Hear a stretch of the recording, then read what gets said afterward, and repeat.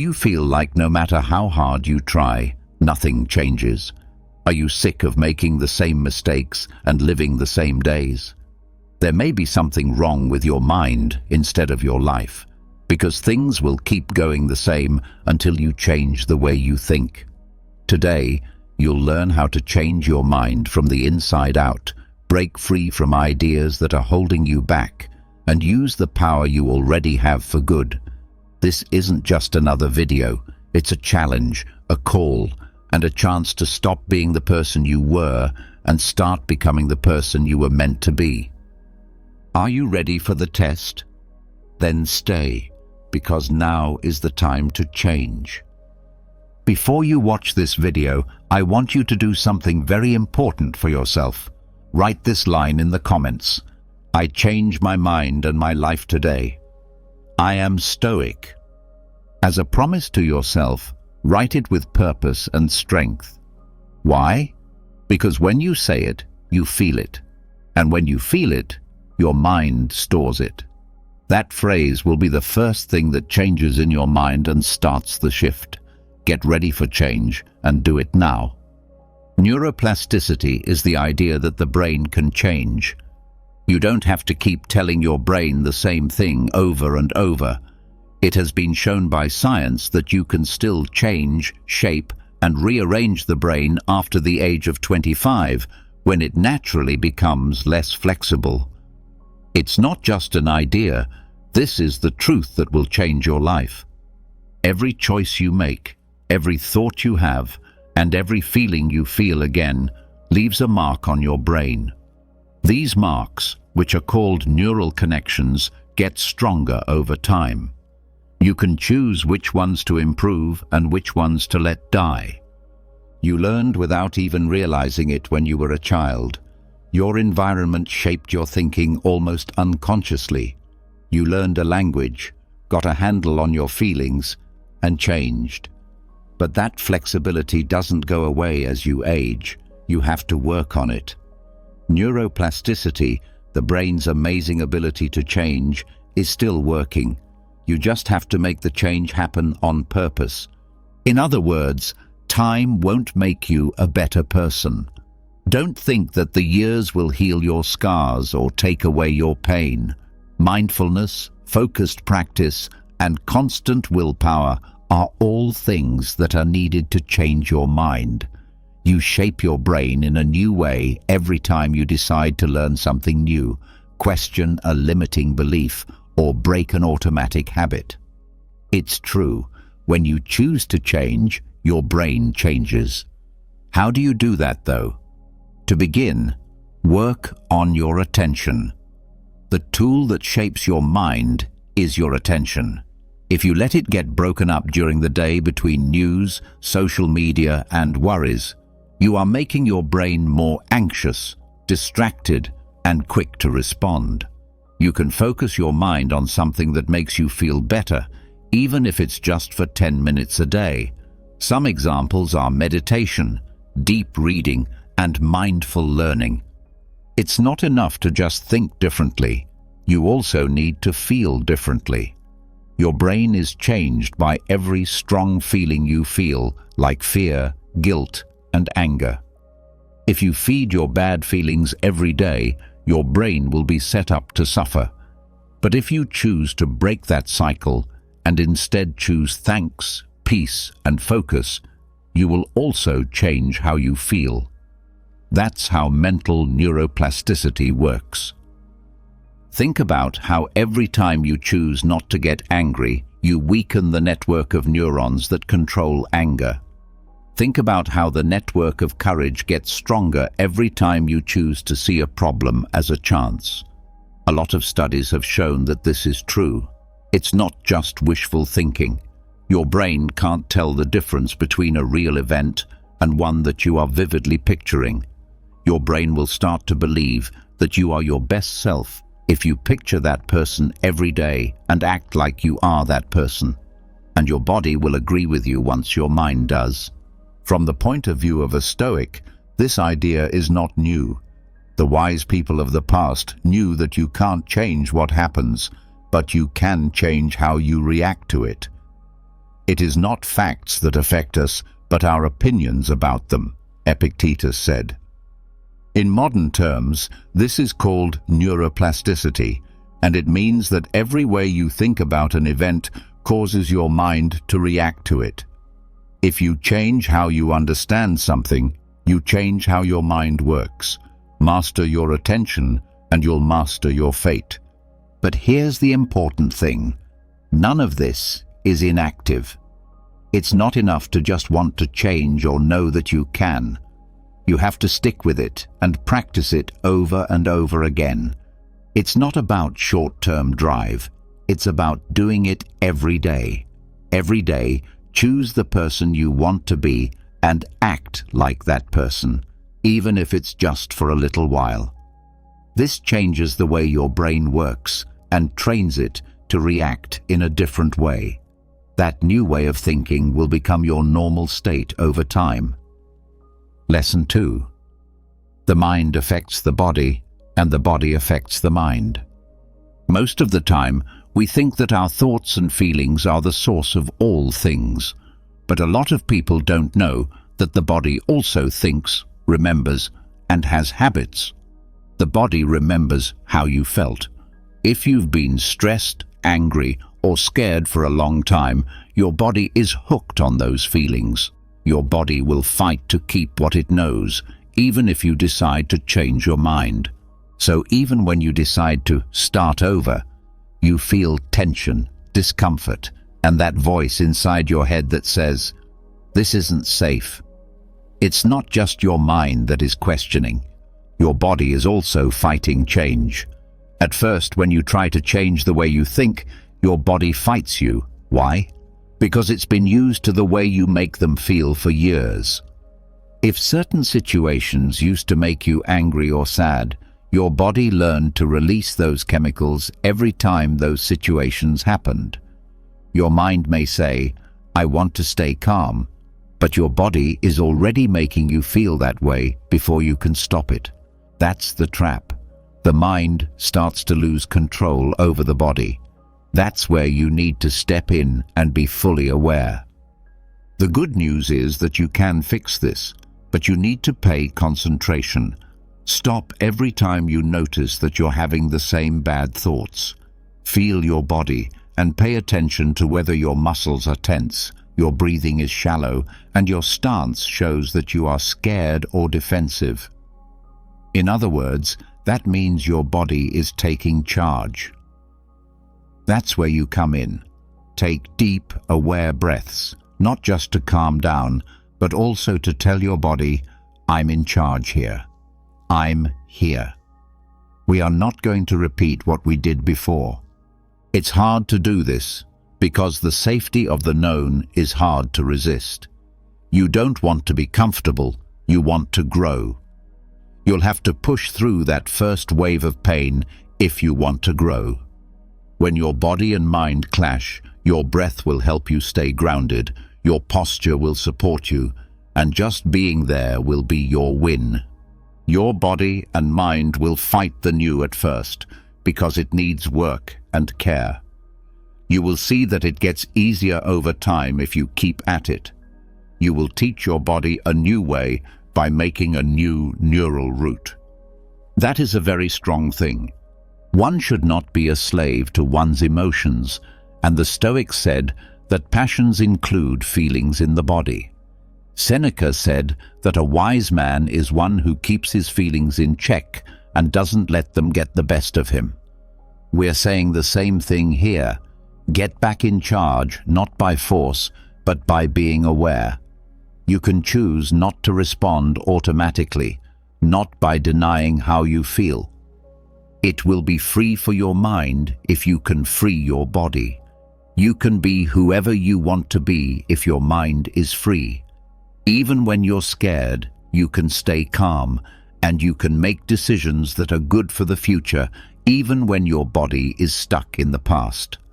Your system is reprogrammed every time you resist natural emotional urges.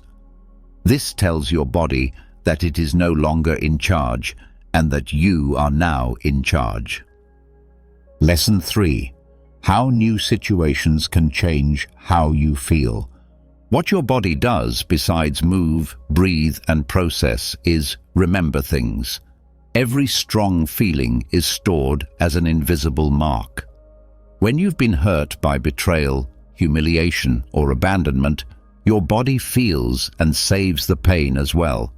When something like that happens again, your body responds before you can think. Your hands start to sweat, your heart beats faster, and you feel fear or mistrust. In this way, you live the past in a present that is very different from the past. That's the problem with feelings that aren't dealt with. They keep coming up and being activated as if they were new, even though they don't fit with the present. That's where retraining comes in. Staying away from things that hurt you is not enough to change your mental life. You need to change how you feel about it. To make new links, your brain needs to do new things.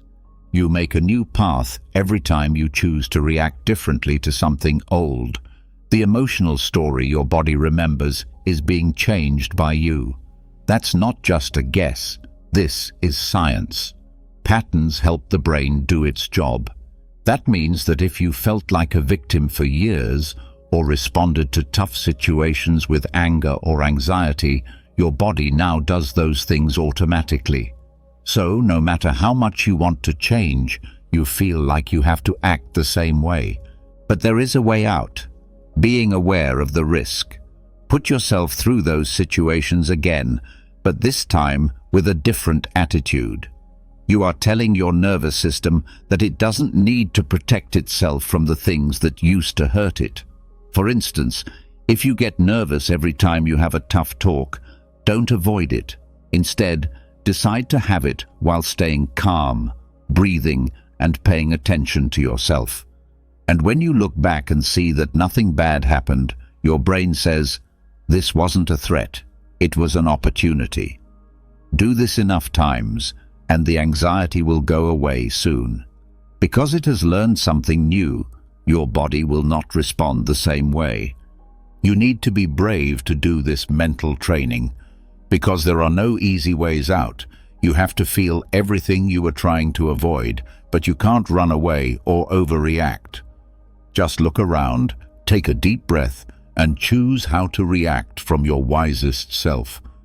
That's when the magic happens. Old memories leave your body, and your mind takes back charge. This was clear to the Stoics. They said that things that happen don't bother us. How we think about them does. Marcus Aurelius had to deal with wars, illness, and betrayal, but he never let those things change how he felt. Why? Because he learned how to use virtue and reason to see things in a new way. Like that, when we reprogram our feelings, we change the way we see the world and act based on what we know instead of what we feel. You don't have to hide how you feel. You can choose how you want to feel in certain scenarios.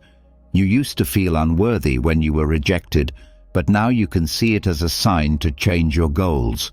You can now see feedback as a chance to grow instead of something that would stop you in your tracks. Every choice you make based on your emotions changes the way your brain works and the way your body reacts. In the end, your past stops controlling your present, and your present becomes a place where you can find peace, calm, and happiness inside. Lesson 4. Do something instead of thinking too much. It can look like overthinking is helpful. We tell ourselves that we are planning, studying, and getting ready. But that too much thinking isn't always clarity. It's often just fear dressed up as clarity. What if it doesn't work? What if I'm wrong? What if I'm not good enough? Lies a mind frozen by doubt. The most dangerous thing is that you think too much and don't do enough. That's when you stop living your life and just watch it happen in your mind. The real world goes on without you. When the mind comes up with a simple idea, it can get caught up in a storm of worries and options. Not being able to think is the trouble. not knowing when to stop. Because thinking without doing something turns into a quiet enemy that wears you down, slows you down, and makes you anxious. In the meantime, your goals are still not here. Your growth will happen soon. You have to wait for your life. That's when taking action becomes the cure. Everything changes when you do something. You stop thinking, your mind shifts, and your energy is focused. Suddenly, that fear that was so big in your mind isn't so bad. Taking action stops the loop. You only need to move forward. You don't need to know everything before you start. To get out of mental stalemate, all it takes is one step, one choice, or one small action. It's not about big actions. Sometimes the easiest things are the most powerful. Start with 5 minutes if you feel like you can't handle the job at hand. Take the first step toward what interests you if you don't know which way to go. If you can't decide on something big, choose something smaller that will help you get clear. Your mind gets a message with every action. We're moving forward. Over time, that message turns into a habit, a new pattern, and a new you. The wait to feel ready to act is something that a lot of people do. Repetition, not short-lived feelings, is what makes habits stick, though. You have to be disciplined to do things even when you don't want to. Doing the right thing, even if you don't feel like it, makes you a better person and trains your mind to follow you instead of controlling you. Experience always teaches more than guesswork, which is why results happen. There are many ways to think about how to begin a job, but the only way to really learn is to do it. No matter how many times you think something could go wrong, you'll only find out that you can handle it better when you do.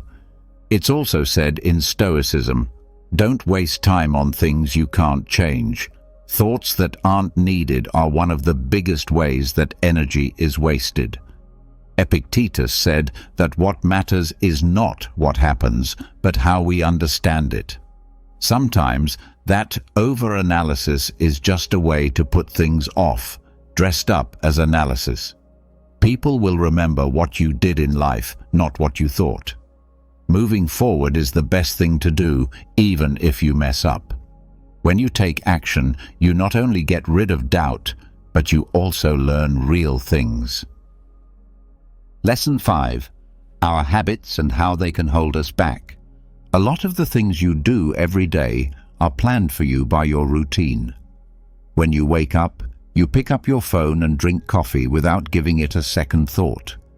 You also walk the same path, talk to the same people, and think the same thoughts every day. It's like you're living the same day over and over again, but with different clothes on. Routines aren't necessarily bad, but they can keep you in a rut and dull your mind. Every day stops being an option when you live like this. It just becomes a repeat. When you have a routine, you feel safe and at ease because there are no shocks. But that safety also holds you back from growing. There is no change in what is known, and there is no evolution without pain. When you do the same thing over and over again without thinking about it, you are strengthening a sense of who you are that might not be true anymore. If you don't do anything to change that routine, you will become an unconscious copy of yourself, stuck in the same old things that always happen. The brain likes habits because they save energy, but they cost something. They take away from being present, being creative, and real life. Once your day is fully set up, there is less room for the unexpected, for new things to happen, and for the little moments that happen when you are awake. So, the first thing you should do is look at yourself. When you look around, notice how many choices you make without thinking, how many acts you repeat without thinking, and how many emotions you feel because things are the same as they were yesterday. Then begin to separate things. Change just one thing instead of everything at once. As you stand up, don't look at your phone. Walk in a different direction. If you usually drink coffee, try tea. It's not the change itself that matters, but what it means. You're telling your mind, we're no longer in automatic mode. You're in charge again. It will be uncomfortable at first because habit is addicting and the unknown makes us fight it. You'll start to feel more alive if you keep going, though. You awaken to a new level of consciousness every time you break an unconscious habit. This level of consciousness is the start of all freedom. You build a life with purpose when you choose how to live instead of just repeating how you've lived in the past. You shape your identity instead of just inheriting it from your habits. You'll feel different too, because the days will be different. People who are stuck in the same routine and don't have any new things to do often feel anxious or bored. Even though changing one small habit may not seem like a big deal, it can have a big impact on your energy, focus, and mood. It brings in new people, ideas, and chances. This was important to the Stoics too. For them, honor isn't based on one-time acts, but on the things you do every day. So they wouldn't have to live in a mechanical way. They practiced moderation, control, and thought. Their lesson is clear: don't live by doing, but by being aware. Lesson 6. Your biggest strength is being calm. Being calm doesn't mean you're weak, lazy, or lack of character. It's pure power, self-control, and complete control over oneself. You choose how to behave in a world that does. While other people yell, you take a deep breath. When other people attack, you watch. People who hold back are truly strong, not those who force others to do what they want. This is because when you're in control, nothing or no one can control you. To have self-control, you can't repress yourself. You have to lead yourself with awareness. On the other hand, anger is a disease that you can't hear. It hides as justice, honor, or I'm right. But what it really does is cloud your judgment, push you to act without thinking, and destroy what you later regret. Even worse, we think that bursting frees us, but all it does is bring out our weakest and most hurt side. You have to be able to control your anger if you want to live in peace. Of course, it doesn't mean hiding your feelings. It means being aware of them and feeling them without letting them take over. See that you can be angry without becoming an angry person. Know that you can be frustrated without ruining the moment. Making space between what you feel and what you do is important. Being aware of that place is a skill that can be learned. When something makes you mad, take a moment to breathe. Take big breaths in and out slowly. Look at your mind and body and ask yourself, is this really the best way to respond? Am I going to do something that goes against what I want to do? If the answer is yes, make a different choice. Be cool and speak up, or stay quiet. Or take a short break, not to get away, but to get back in charge. Do this every day, even when it's not important. Being strong in character means that you choose not to give in to automatic urges more often. It's no longer temporary. It's now your way of life. Right away, your mind clears, your body relaxes, you have fewer fights, and your relationships get better. Because being calm not only changes you, it also makes other people less angry. To be at peace, you don't have to be in charge of everything. You just need to decide what to say. Seneca said that anger takes away our reason more than any other emotion. Marcus Aurelius said, "No one can disturb your soul without your permission." He meant that calmness is the best form of reason, and that reason is what guides a strong soul. Being unwavering when pushed is not cold. It's a sign of inner greatness. Lesson 7. Repetition can help you become a new you. Who you are is not set in stone. Because it's not set in stone, it's more like a story you tell yourself until it comes true. That story will be shaped by your past, your traumas, or the views of other people if you don't choose it yourself. But here's the important thing. You can make a better, more free, and braver you. How? Through repeated use. If you do something over and over, it will become second nature. A pattern is strengthened in your brain by every idea you have, every emotion you remember, and every action you take. Like a hammer, repetition makes it smooth until it becomes your character. If you tell yourself every day, "I'm not good enough," your body starts to believe it. You can also say the opposite. If you tell yourself every day, "I am changing," your brain starts to believe it, and your body follows what your mind thinks. You have to have faith and stick with this process, because your mind and body can become addicted to old emotions and stop you from moving forward with questions.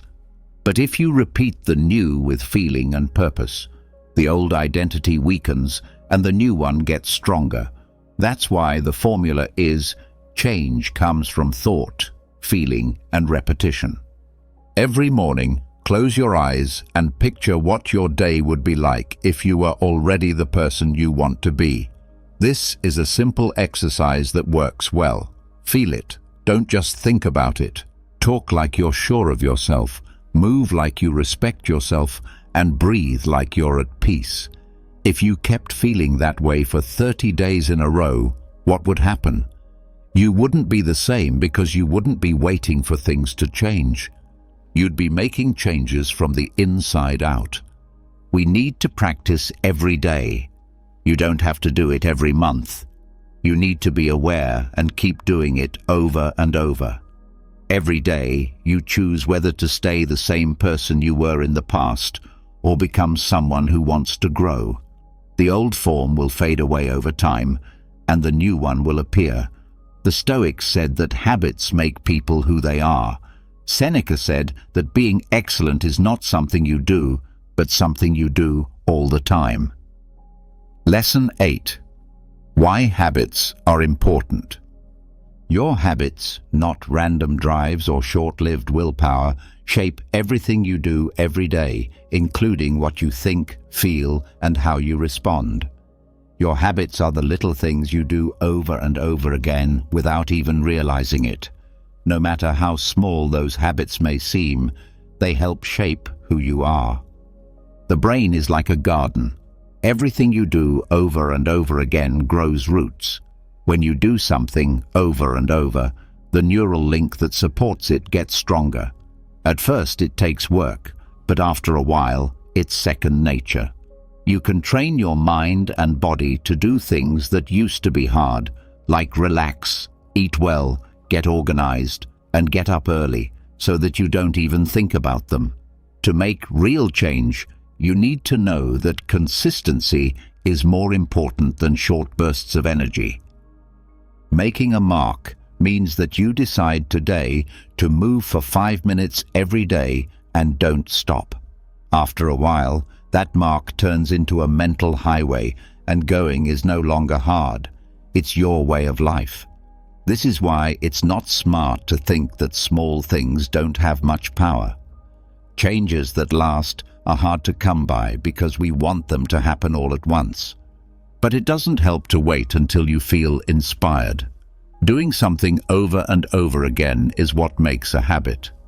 When you decide to do something even though you don't feel like it, you build character and teach your brain to follow your goal instead of your changing feelings. It's not just about getting things done, it's also about who you are. No matter how good or bad they are, your habits are already set in stone. You're not naturally lazy or anxious. You've just been doing things over and over that have made you feel that way, and you can forget everything you learned. It takes awareness, purpose, and persistence to change a bad habit into a good one. Don't try to get rid of the old habit. Find a new one. In the long run, this changes who you are. If you keep doing different things, your mind will eventually say, "This is who I am now." Change doesn't happen quickly, but it will happen if you keep practicing. You turn into someone who picks instead of someone who just reacts. Lesson 9. How important it is to have a clear goal. Being clear about your goals is the first step toward real change. If you don't know where you're going, anything will seem like a way to get there. This is why a lot of people feel lost. It's not because they're not talented, but because they haven't made it clear what they really want. Instead of having a clear sense of what they want to do, they spend their time responding to the outside world, putting out fires, or looking for approval. Everything changes when you know what you want. You stop running after what needs to be done right away and start walking steadily toward what's important. Intention is not just a wish, it is a choice you make inside that guides your thoughts, actions, and energy toward a clear goal. Wanting something isn't enough. You have to be sure of what you want and hold on to that idea every day, even when things don't go your way. Stop for a moment and ask yourself, what do I really want? Not what other people think you should do or what you believe is possible. What do you really want? Make it clear and write it down. You will get stuck on roads that don't belong to you if you don't have a clear picture of where you want to go. Everything inside you will fall into place if you focus, clear away the noise, and dare to imagine. A focused mind can see things that a confused mind can't. The more often and better your vision, the more deeply it is etched in your brain and spinal cord. Don't expect results right away or help from everyone. Keep your eye on your goal even when things don't seem to be going your way. You are closer than you think if you say yes. This philosophy was not unfamiliar to the Stoics. They said that people should not act without a reason. Epictetus said that people should always ask themselves, "Why am I doing this?" before they do anything. This keeps you from spending time on pointless things. Lesson 10. Focus your thoughts on what's important. If you know how to guide it, your mind is a never-ending source of power. If you don't, that power will break up and be lost in a million useless thoughts. You are making yourself tired every time you switch your focus from one thing to another or check your phone for no reason. It's even worse that you don't even notice it. The mind looks for excitement when it doesn't have a plan, but stimulation doesn't always mean value. You can waste hours reading, checking messages, or thinking about what other people think and still feel tired at the end of the day without having accomplished anything useful. That's not useful fatigue. That's mental fatigue from not being able to concentrate. One way to break out of this loop is to train your attention. Choose what you think about. You don't have to let your thoughts happen, even though it feels like they do. Self-observation is key. Catch yourself when you are losing focus, getting sidetracked, or moving from your goal, and then go back to what's important. This process never ends. Don't expect your mind to stay focused all the time, but bring it back to the present moment every time it wanders. Refocusing over and over changes the course of your day. In addition to making your activities better, it lowers your stress and makes you more productive. Not only that, but your mind also gets stronger. Few things are more successful than putting all of your attention on one thing at a time. Keep it simple. Pick 3 important things to focus on every morning before you start your day. Write them down, remember them, and bring them back to your mind whenever you feel like it would be helpful. When you do this over and over, it changes how you feel about time and your work. Lesson 11. Moving your body and how it changes your brain. Not only to stay in shape, but also to wake up your mind Your body was made to move. Your brain is directly affected by every step you take and muscle you use. It's not just good for your body, it's also great for your mind, your emotions, and your ability to concentrate. Your heart beats faster, blood moves more strongly, and more oxygen gets to your brain. This is like giving your mind fuel. Besides that, your brain stays busy and can even make new neurons. A body that isn't moving makes the mind stay in one place. A body that is moving makes the brain change. You don't have to work out for hours or run races. Every day, just walk for 20 minutes, stretch, do some dance, or go up and down stairs. Always being the same is important. Moving around stops being something you do once in a while and becomes a normal part of your life. Not only does this help you feel less stressed, but it also balances your body's chemicals, which makes you feel better and helps you concentrate better. Instead, your mind will suffer if you don't move for days. You're less focused, tired, or able to get things done. There is a strong link between the body and the mind. Healing one will help the other. The Stoics knew this, and they thought that training the body was a way to show respect for the mind. Lesson 12. Why rest is good for your mental health. It's not a luxury to sleep well, it's a must. Don't waste your time. Instead, use it to improve your mental health, focus, and balance. Your mind gets tired when you don't rest. The brain gets rid of waste, rearranges memories, and improves connections while we sleep.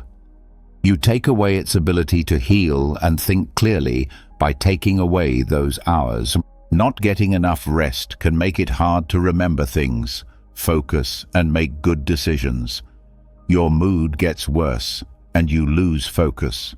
Over time, that tiredness turns into long-term anxiety, lack of motivation, and brain overload.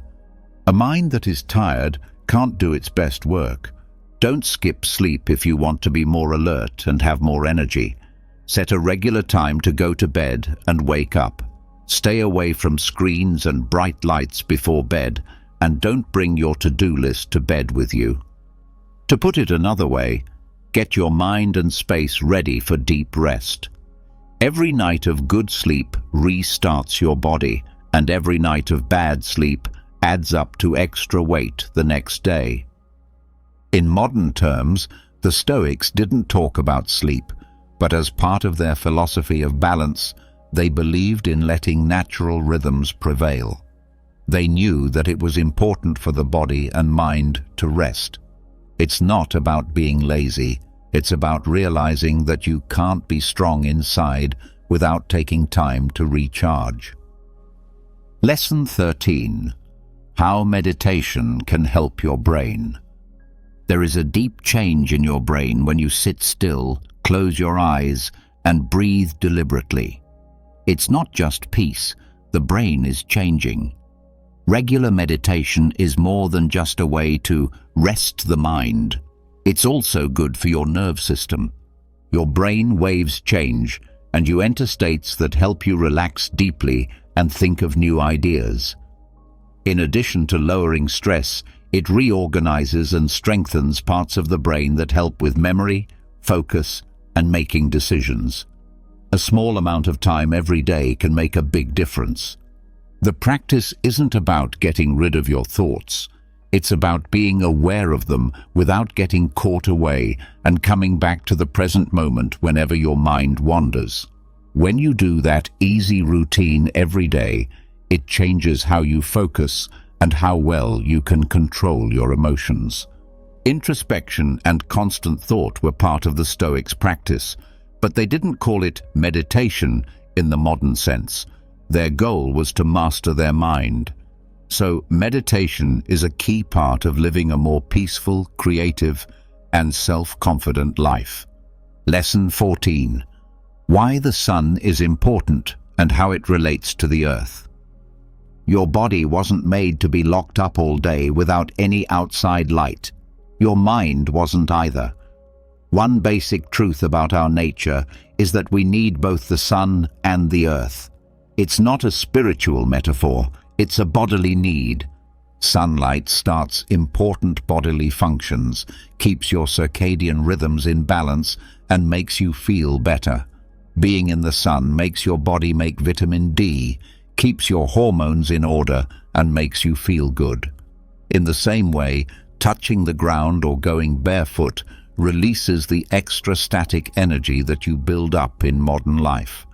In turn, this makes you feel more stable and in the present moment.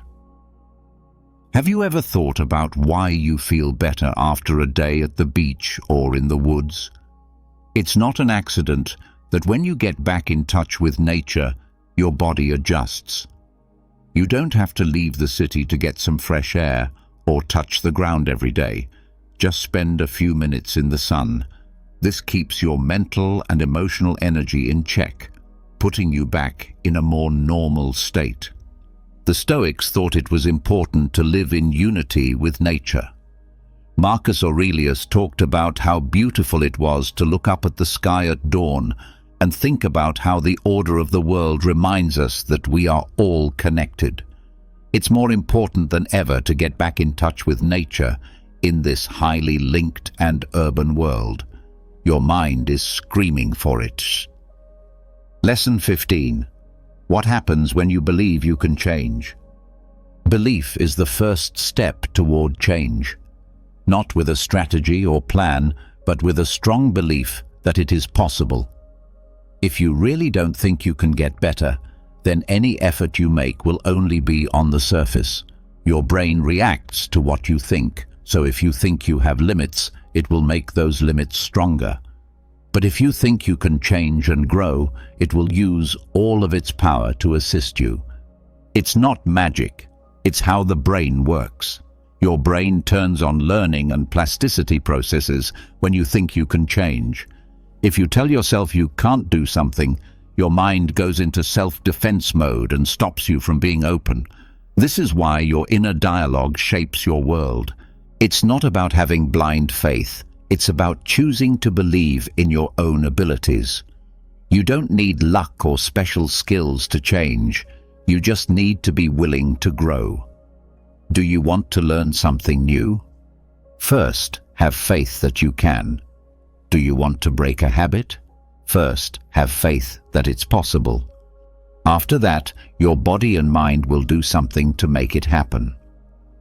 According to research on the growth mindset, people who think they can get better have brains that are more flexible, better able to handle stress, and more focused on finding solutions. They don't see problems as problems, but as opportunities to learn. Beliefs are a big part of the difference between staying the same and moving forward. Epictetus said that emotions are not caused by events, but by how we think about them. What we think about ourselves is part of this view. You will act the way you think you should if you think you can't. You will find a way to do something if you think you can. What you repeatedly think, you will become, said Marcus Aurelius. That's why changing your mind starts with changing your thoughts.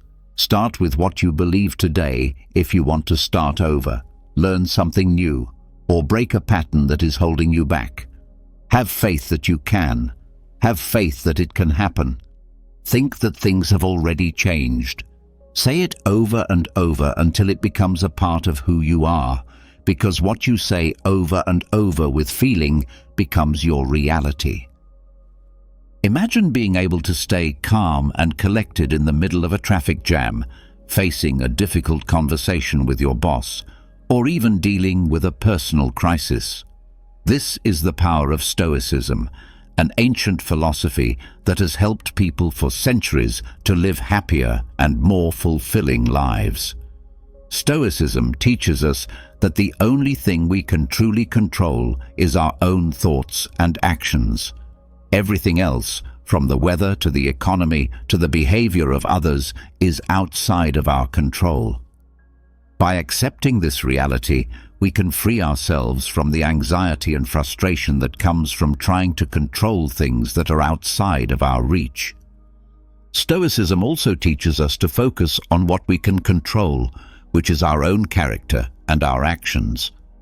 By striving to live a virtuous life, we can create a sense of inner peace and contentment that is not dependent on external circumstances. In this video, we'll explore 10 profound lessons from Stoicism that can help you achieve inner peace and mastery over your emotions. Join us on this journey of self-discovery as we explore the ancient wisdom of Stoicism and learn how to apply it to our modern lives. Lesson number 1. Embrace what you can control. Epictetus, the Stoic sage, offers us a fundamental lesson that serves as the cornerstone of Stoic philosophy, the dichotomy of control. At the heart of this teaching is the recognition that our lives are subject to a fundamental division between elements we can control and those beyond our influence. This concept is pivotal in cultivating a calm and composed demeanor, even in the midst of life's uncertainties. In essence, Epictetus advises us to invest our energy and attention in those aspects of life that fall within our sphere of control. These include our thoughts, actions, intentions, and responses. By directing our focus to what is genuinely within our power, we can navigate life with a sense of purpose and mastery. It is the acknowledgement that our internal world is under our dominion that forms the bedrock of our tranquility. Conversely, external events and circumstances, which often elude our sway, are to be acknowledged as outside the realm of our control. Just as an archer, as exemplified by Epictetus, can aim carefully, draw the bowstring with precision, and release the arrow skillfully, yet remain uncertain of the flight's outcome, we must learn to release our attachment to outcomes we cannot govern. This release is not an act of resignation, but an embrace of equanimity in the face of life's inherent unpredictability.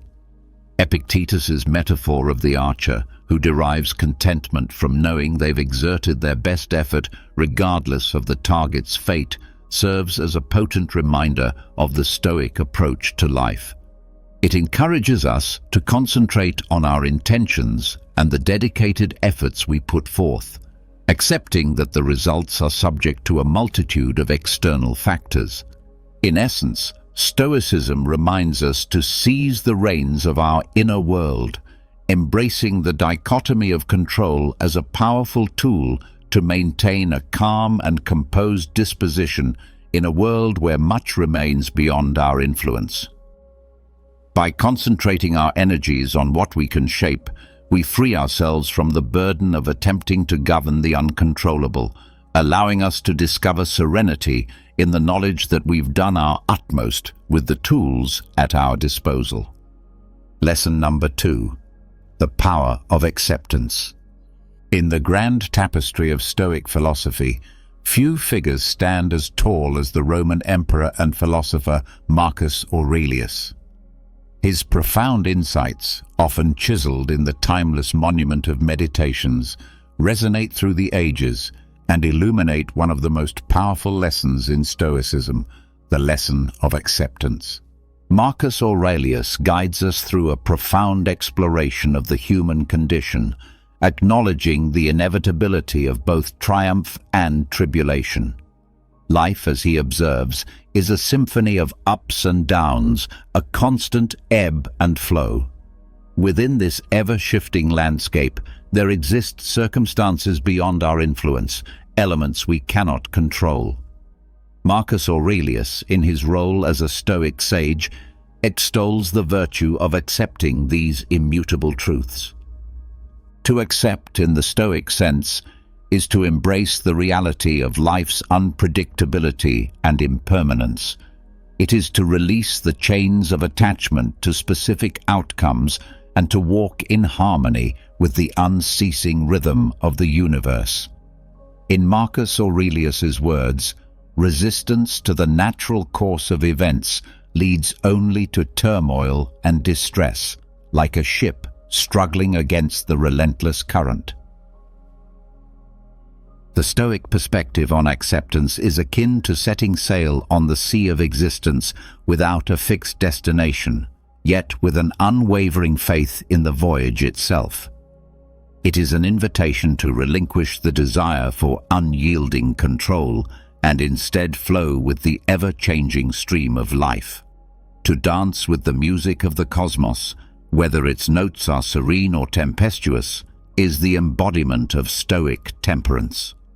In the realm of Stoicism, this lesson forms the bedrock of inner peace and tranquility. It urges us to open our arms to life's capriciousness, to savor the sweetness of success, and to weather the storms of adversity with grace. The power of acceptance, as illuminated by Marcus Aurelius, is a beacon that guides us through the labyrinth of existence, allowing us to greet each moment, each circumstance, with an equanimous heart. It is the serenity of embracing life in all its unpredictability, finding profound serenity in the midst of its ever-shifting landscape. Lesson number 3. Practice mindfulness. Practice mindfulness.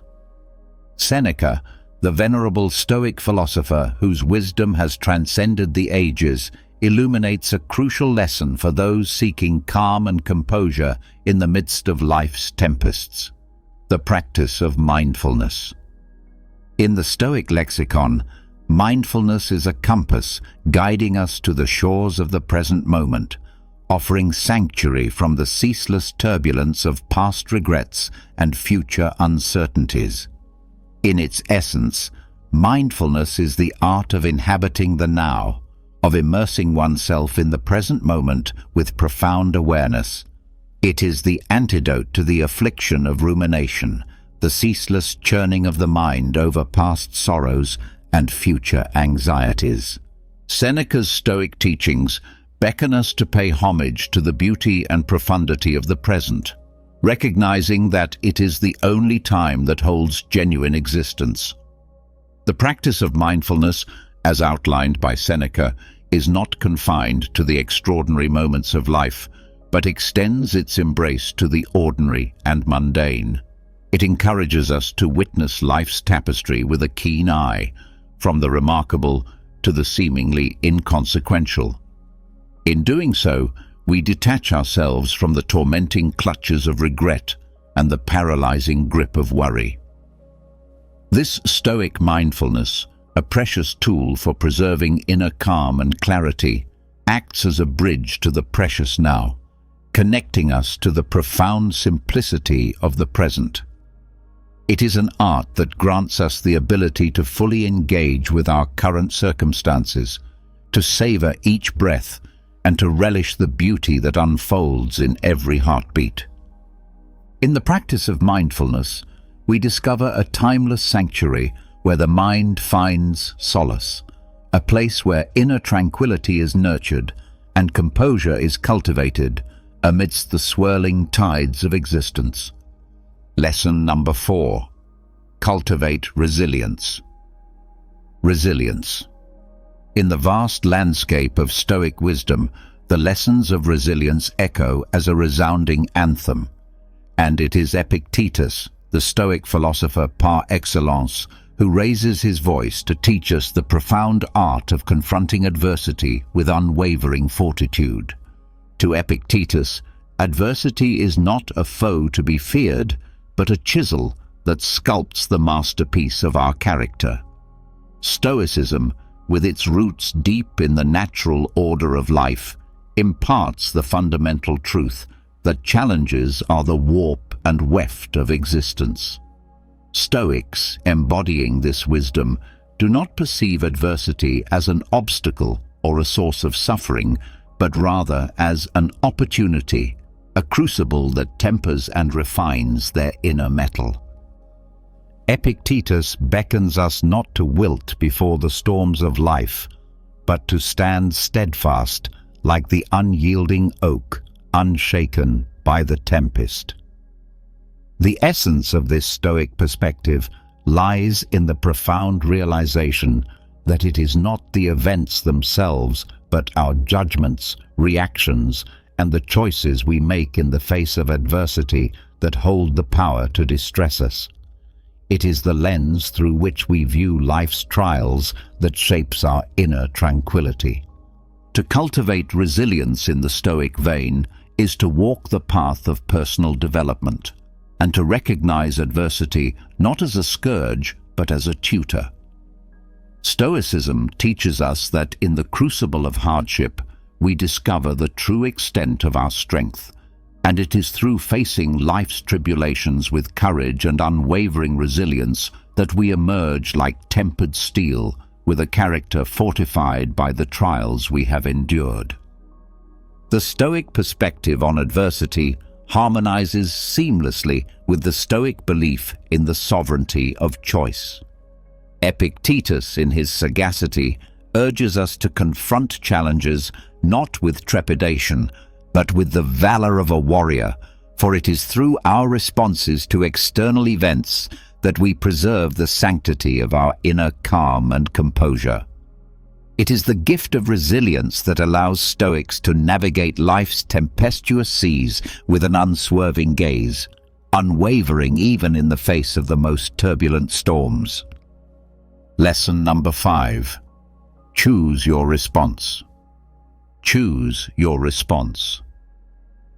Epictetus, the venerable Stoic sage whose wisdom has traversed the annals of time, bequeaths to us a profound lesson of immeasurable value, the power of choice in our responses.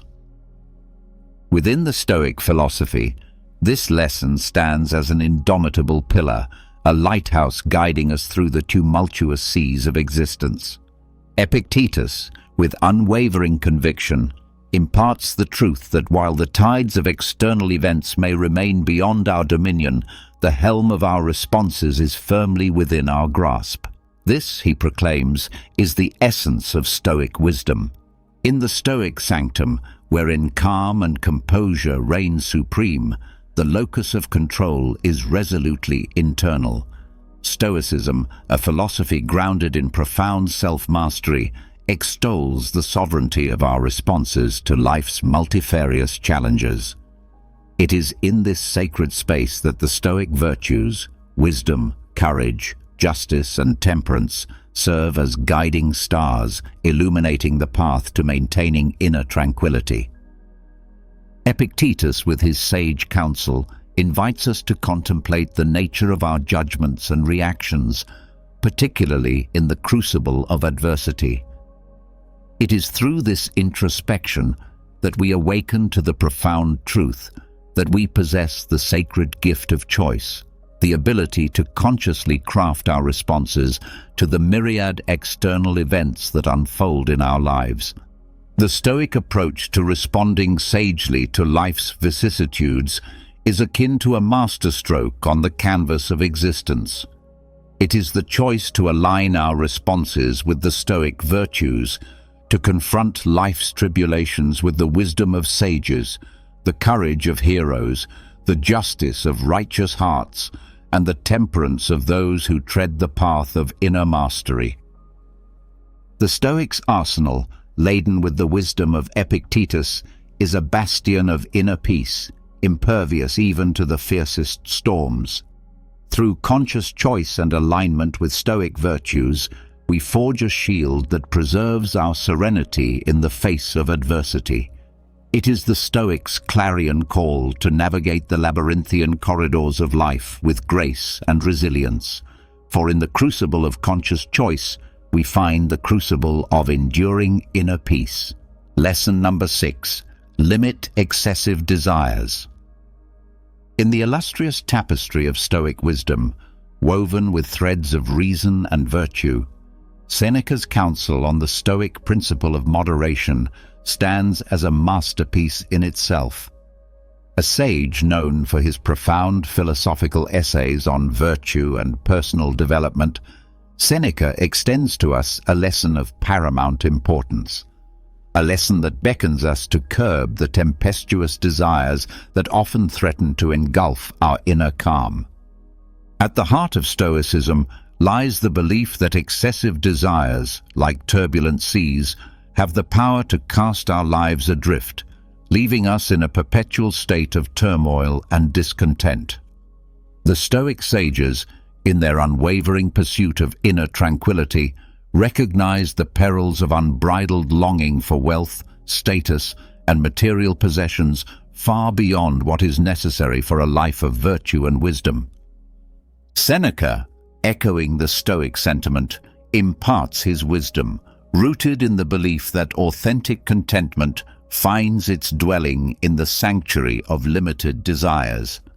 It is a lesson that encourages us to navigate the labyrinthine corridors of existence with the rudder of moderation, guiding us toward the tranquil harbor of inner peace. The Stoic path, as illuminated by Seneca's wisdom, beckons us to simplify our desires, seeking only that which is requisite for a life marked by goodness and virtue. In this simplification, we unearth the precious gems of contentment and tranquility, independent of the capricious winds of external fortune.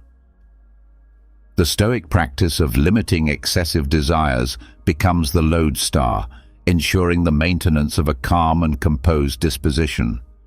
It is within the walls of this ancient wisdom that we discover the profound truth that the fervent pursuit of external treasures is but a fleeting mirage, and the true treasures lie within, waiting to be unearthed.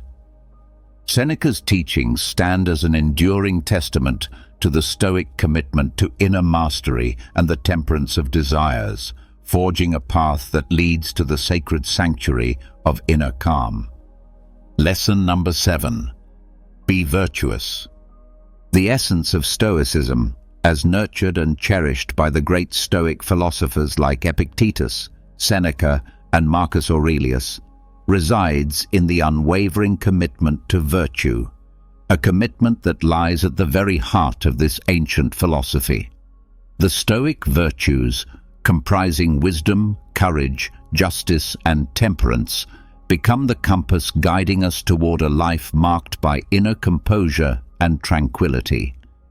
In the rich tapestry of Stoic wisdom, the virtues occupy a hallowed place. They are the moral lodestars that beckon us to navigate life's tempestuous seas with grace and wisdom. These virtues, etched into the annals of Stoic thought, are not mere abstractions. They are the pillars upon which the Stoic ideal of living in harmony with the natural order of the universe rests. Wisdom, the first of these virtues, serves as a beacon of light, illuminating the path of reason and discernment. It calls upon us to cultivate a deep understanding of the world and our place within it. The Stoic sages, such as Epictetus, understood that wisdom is the foundation upon which all other virtues are built. With wisdom as our guiding star, we gain the capacity to see the world as it truly is and to discern between the fleeting and the enduring. Courage, the second virtue, stands as the sentinel guarding the fortress of our moral character. It calls upon us to face life's challenges with steadfastness and resolve. In the Stoic lexicon, courage is not the absence of fear, but the triumph over it. It is the unwavering determination to confront adversity with inner fortitude. Seneca, through his teachings, extols the importance of courage in forging a character marked by resilience and unwavering resolve. Justice, the third virtue, extends its mantle of righteousness over the Stoic path. It beckons us to live in accordance with the principles of fairness and moral rightness. The Stoic philosophers, drawing inspiration from the wellsprings of justice, guide us toward making decisions that are rooted in equity and virtue. The pursuit of justice ensures that our actions align with the moral order of the universe, fostering inner tranquility and composure.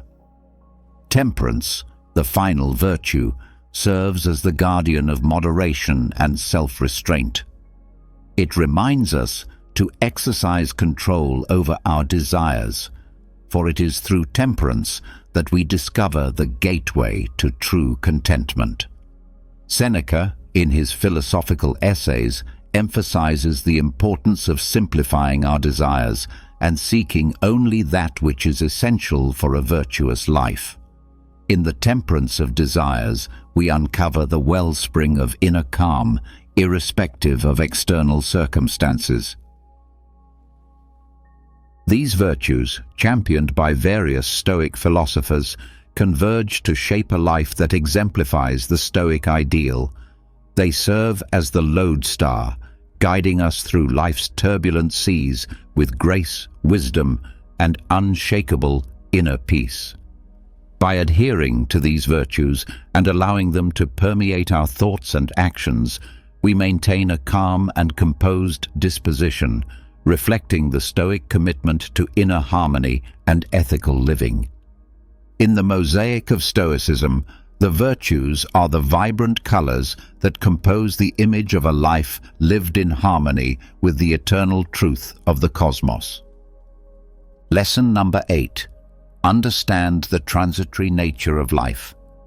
The transitory nature of life, in the profound and timeless verses of his Meditations, Marcus Aurelius, the Roman emperor and Stoic philosopher, delves into the essence of life, a life imbued with transience. His teachings are a testament to the wisdom that accepting the ever-changing nature of existence is a cornerstone for maintaining a calm and composed demeanor. Through the lens of Stoicism, Marcus Aurelius imparts a lesson that is perhaps one of the most pivotal for achieving inner serenity. He invites us to embark on a philosophical journey that involves acknowledging the ephemeral and transient aspects of life.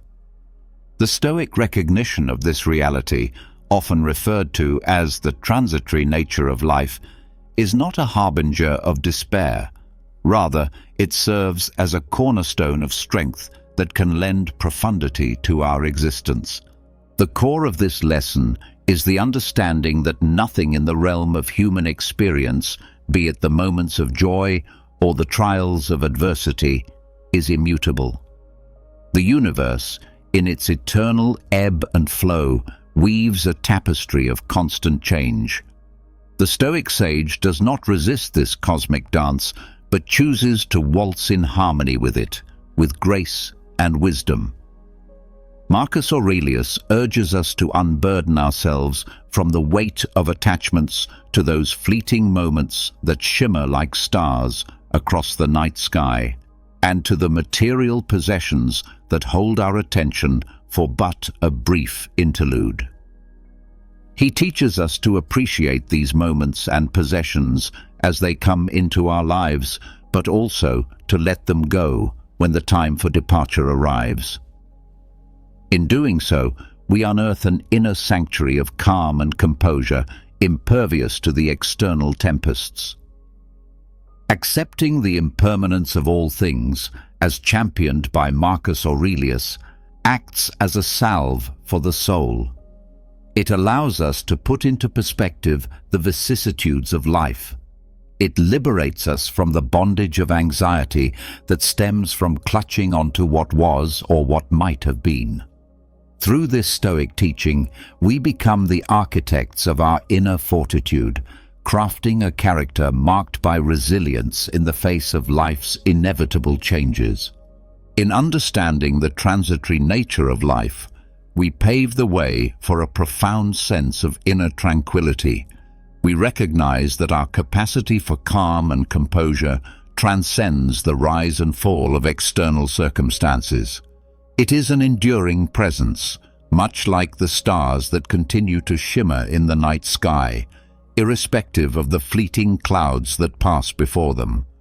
Marcus Aurelius, through his Stoic wisdom, invites us to bask in the light of this understanding, offering us the opportunity to savor life's moments while retaining an unwavering sense of inner peace. Lesson number 9. The value of gratitude.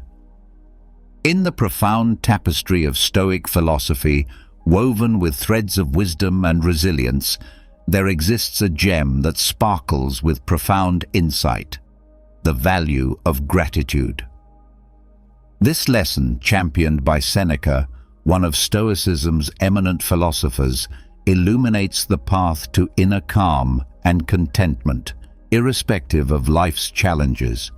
It guides us to celebrate not only life's triumphs, but also its tribulations, for it is through the lens of gratitude that we find serenity even in the face of adversity. Seneca, in his essays dedicated to the concept of gratitude, masterfully extolled its virtues. He beckoned us to redirect our gaze from what we may lack to what we have, to find solace in the present moment, and to embrace the treasures that often go unnoticed. In this Stoic practice, we unearth a potent tool for sustaining a profound sense of inner peace. The core of Seneca's teachings on gratitude is a gentle reminder that the act of being thankful is not contingent on the abundance of our possessions, but rather on our ability to perceive life's blessings in their myriad forms. In this sense, gratitude is not a mere response to life's easy moments, but a profound acknowledgement that even amidst the tempest's fury, there is a shelter of calm to be found. By cultivating a sense of gratitude, we recalibrate our relationship with life. We learn to see the splendor in the ordinary, the lesson within adversity, and the preciousness of every fleeting moment. Seneca encourages us to be content with the present, recognizing that the treasures of life are not commodities to be acquired, but experiences to be cherished. The value of gratitude, as illuminated by Seneca, acts as a guardian of our inner peace. It teaches us to ceaselessly reflect on the blessings that have graced our journey. In doing so, we discover that gratitude is an elixir that transmutes the base elements of despair and longing into the gold of contentment and serenity. In moments of challenge, a heart steeped in gratitude does not falter. It finds strength even in the midst of adversity, for it recognizes that the trials of life too are teachers. As Seneca would remind us, the Stoic spirit does not waver in the face of hardship. Instead, it flourishes, drawing nourishment from gratitude's deep well. In the Stoic tradition, the value of gratitude is an unwavering companion that ushers us towards a profound sense of tranquility. It elevates us above life's tempestuous waves, revealing the serenity that lies in embracing the blessings, no matter how small or seemingly insignificant. With Seneca's wisdom, we come to realize that practicing gratitude is not a mere response to life's joys, but a steadfast embrace of the beauty found in life's most trying moments. With every breath, every heartbeat, and every fleeting moment, we are presented with opportunities to unearth the treasures of gratitude.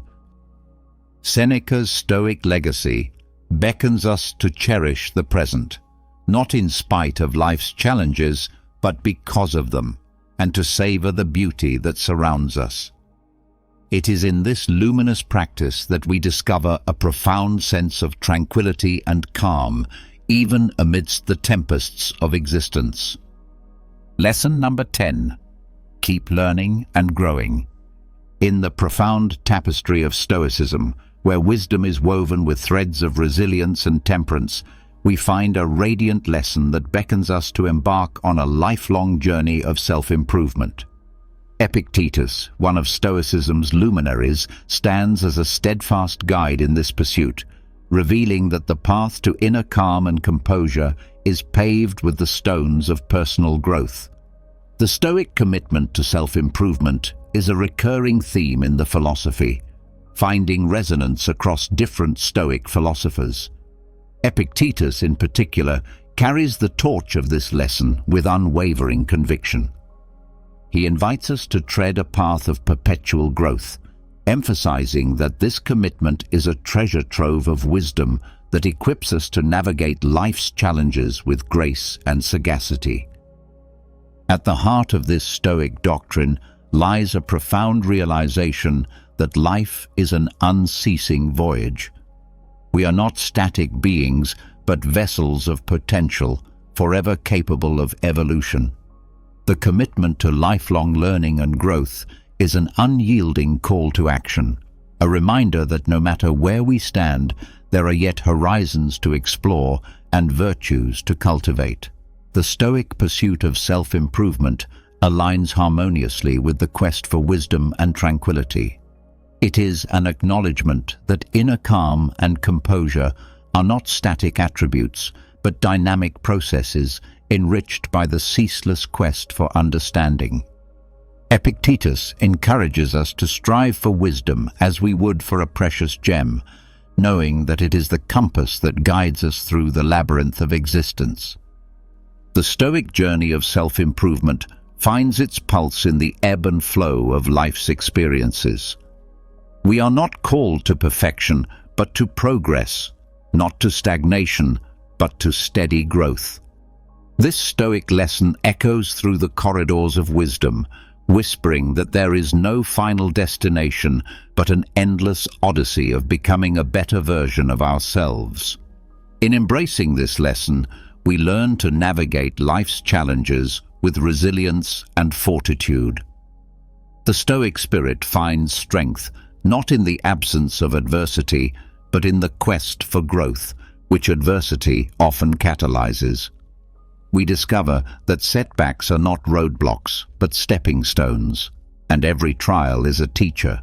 The commitment to lifelong learning and growth is a lighthouse in the tempest, a source of calm in the face of life's challenges. It is a testament to the Stoic principle that, regardless of external circumstances, we are the masters of our inner world. The more we learn, the more we grow, and the more we grow, the better we become at weathering the storms of existence.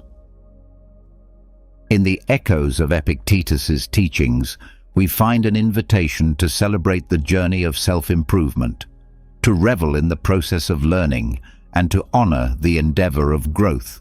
It is a lesson that assures us that with every step taken on this path, we come closer to the heart of Stoicism, a life marked by inner calm, composure, and the pursuit of wisdom. In a world filled with distractions and uncertainties, Stoicism offers a timeless and practical guide to maintaining calm and composure. By embracing these 10 lessons from Stoicism, inspired by the wisdom of different Stoic philosophers and embodying the virtue of temperance, you can navigate life's challenges with grace, wisdom, and inner peace. The Stoic temperance becomes your anchor, guiding you through the storms of existence and helping you keep calm in the face of adversity. As you embrace these Stoic lessons, you discover a profound sense of tranquility and equanimity that enables you to thrive regardless of life's challenges. Stoicism's enduring wisdom reminds us that inner peace and composure are not dependent on external circumstances, but are cultivated within through the practice of these valuable lessons. Have you ever been in a heated argument, feeling like you're about to explode? We've all been there, whether it's a disagreement in the office, a fight with a loved one, or a heated debate online. But what if I told you there was a way to navigate conflict without using fists, figuratively or literally? The ancient Stoics, masters of emotional control and reason, have incredible strategies for facing your enemy with grace and poise. In this video, you'll discover 13 Stoic-inspired techniques to tackle conflict head-on, drawn from the wisdom of great thinkers like Seneca, Epictetus, and Marcus Aurelius. Trust me, these methods may require more patience and effort than throwing punches, but the rewards, inner peace, long-lasting solutions, and potentially transformed relationships are well worth the effort. So, are you ready to learn how to navigate conflict like a true Stoic? Remember to hit the subscribe button and the notification bell so you can see all of the videos on facing life's challenges with the timeless wisdom of Stoicism. Remember, your most significant victory lies not in external battles, but in mastering your mind and heart. Number 1. Delve into the depths of your adversary. Say you are at the edge of a furious river, the rapids foaming and churning with rage. A prudent Stoic would stop before diving in, his eyes focused on the invisible depths below rather than the churning surface. Entering your opponent's mind is the crux of the first Stoic tactic. To put it metaphorically, the intensity of the situation makes it tempting to act quickly. However, proper comprehension requires putting aside judgment and looking above the apparent surface of the issue. As Epictetus reminds us when he says, "It is not the event itself that troubles us, but our view of it." Here's how to start this examination of Stoicism, the benefits of releasing. Step away from the present, inhale deeply, mentally pan out, and examine the circumstances with dispassionate interest. Put yourself as a fly on the wall and observe the exchange objectively. This emotional separation enables more in-depth observation and more logical reasoning. Investigate their why. Pose sincere queries rather than coming up with counter-arguments. Concentrate on learning the why underlying their statements and behaviors. What drives them? What worries them? And what do they want? What life events have influenced their viewpoint? Important insights can be gleaned by asking open-ended questions such as, "What brought you to this point?" or "What are your underlying concerns?" Examine through their lens, not agreement, but empathy. Try to put yourself in their position to comprehend their perspective, not to support their behavior. How might they perceive the circumstances? What principles and convictions motivate them? This activity aims to develop empathy, discover possible points of agreement, and experience the world through their eyes. Rather than agreeing with them, look for the secret river. Examine what's beneath the surface. Conflict frequently results from deeper problems like unfulfilled desires, fears, or injuries from the past. Consider looking past the current argument and pinpointing the underlying issues causing the conflict. What wants needs to be fulfilled? Which fears are surfacing? Recall that this is a search for understanding rather than approving their behavior. Your objective is to comprehend the layers of experience and perspective that influence the actions of your opponent. Just like a geologist studies the layers of rock to understand the terrain, you can find undiscovered common ground by practicing this Stoic depth-seeking technique. And you might also learn important things about yourself and your responses. The once raging river will become a calmer stream, with understanding and potential resolution engraved in its stones. Number 2. Choose your battles wisely. Disagreements abound in life, ranging from political arguments to arguments in parking lots. However, as the Stoics tell us, only some stones in the path require our whole focus. Getting involved in every dispute, no matter how minor, can wear us out emotionally. Thus, the second Stoic tactic urges us to pick our battles carefully. Picture yourself in front of a vast battleground. Every argument and point of contention has the potential to become a conflict. A prudent Stoic would pause, evaluating each terrain carefully before leaping into the fight. Is the battle worth it? In this skirmish, will it affect my health or the essential things to me? The following tenets of Stoic philosophy will assist you in selecting your battles. The Seneca test. Pause and consider. Consider Seneca's wise words. The greatest remedy for anger is delay. Remind yourself of the importance of pausing. Take a moment to calm down before responding automatically. Take a step back and evaluate the circumstances objectively. It's common for the heat of the moment to warp our perception, making prudent decisions challenging. Is the Epictetus inquiry still important? Consider the following crucial question for yourself. Is it not the event itself that stresses us, but our view of it? Epictetus said. Is there a genuine impact this debate is having on your morals, well-being, or something important in your life? Or is it just a tiny irritation, a stone in the road, instead of a mountain to be conquered? By concentrating your efforts on genuinely significant matters, you can address them with greater effectiveness and focus. The Marcus Aurelius Principle. Quiet can be beneficial at times. Acknowledge the power of letting go. Not deciding at all is often the best course of action. According to Marcus Aurelius, it is often enough to hold your tongue and let things pass. Simply ignoring small slights or deciding against getting into pointless arguments can be incredibly self-controlling ways to maintain your inner calm. The cost-benefit analysis of Stoicism. Analyze the advantages and disadvantages. Every conflict has a price regarding mental effort and possible outcomes. Compare the likely emotional costs of losing the disagreement with the potential rewards of winning. Is the cost of triumph justified? The purest kind of strength is sometimes knowing when to give up with dignity. Recall, selecting your battles strategically does not imply weakness or indifference.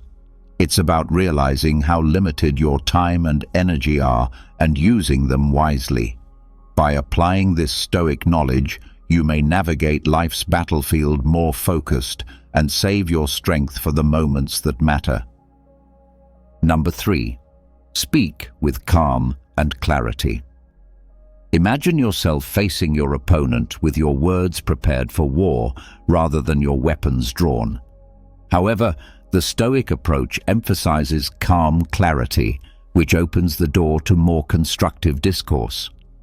Instead of shouting insults and accusations, this tactic, which draws from the insight of Stoic thinkers such as Seneca, is centered on adequately expressing your demands and concerns to promote understanding and reduce hostility.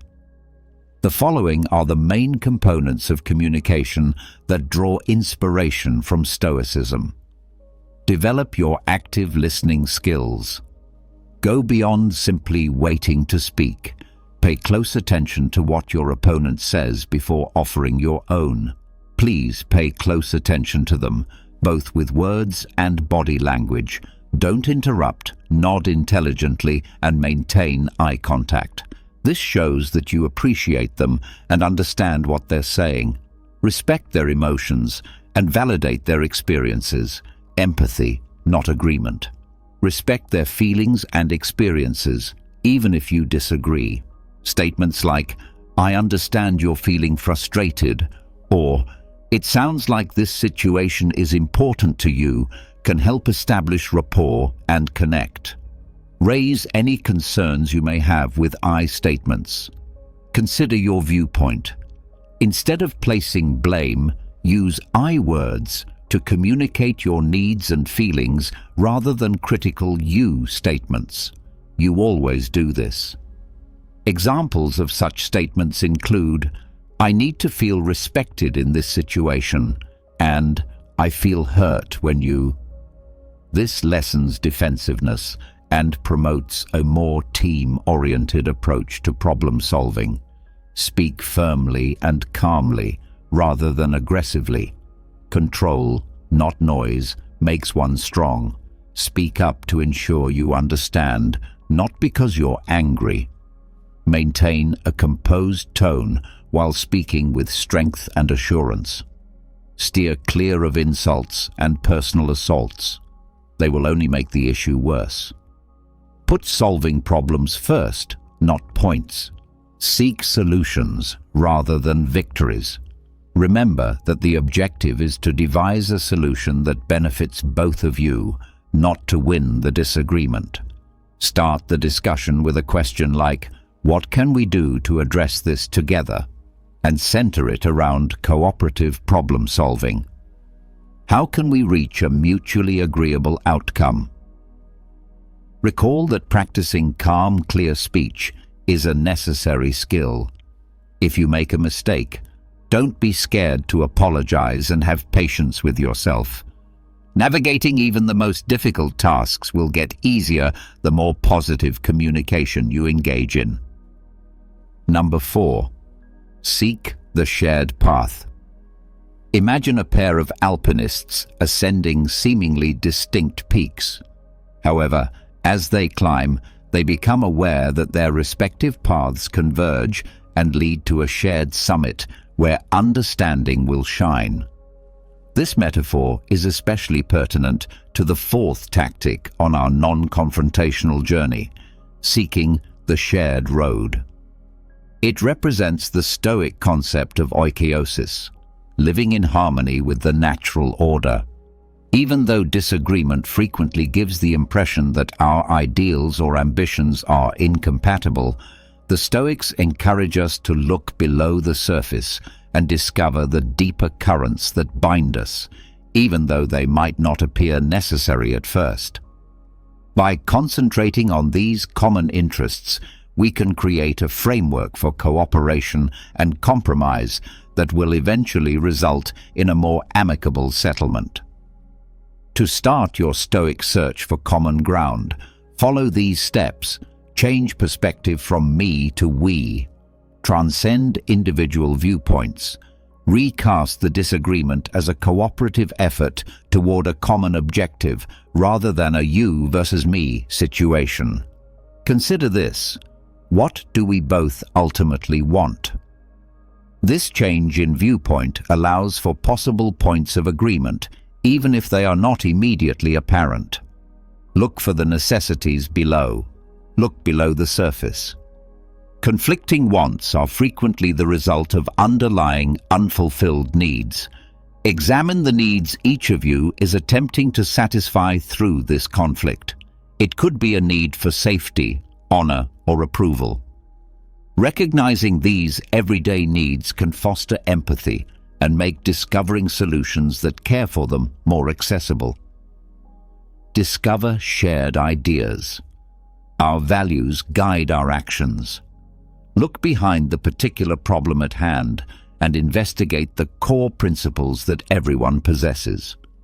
Do you both appreciate honesty, justice, or decency?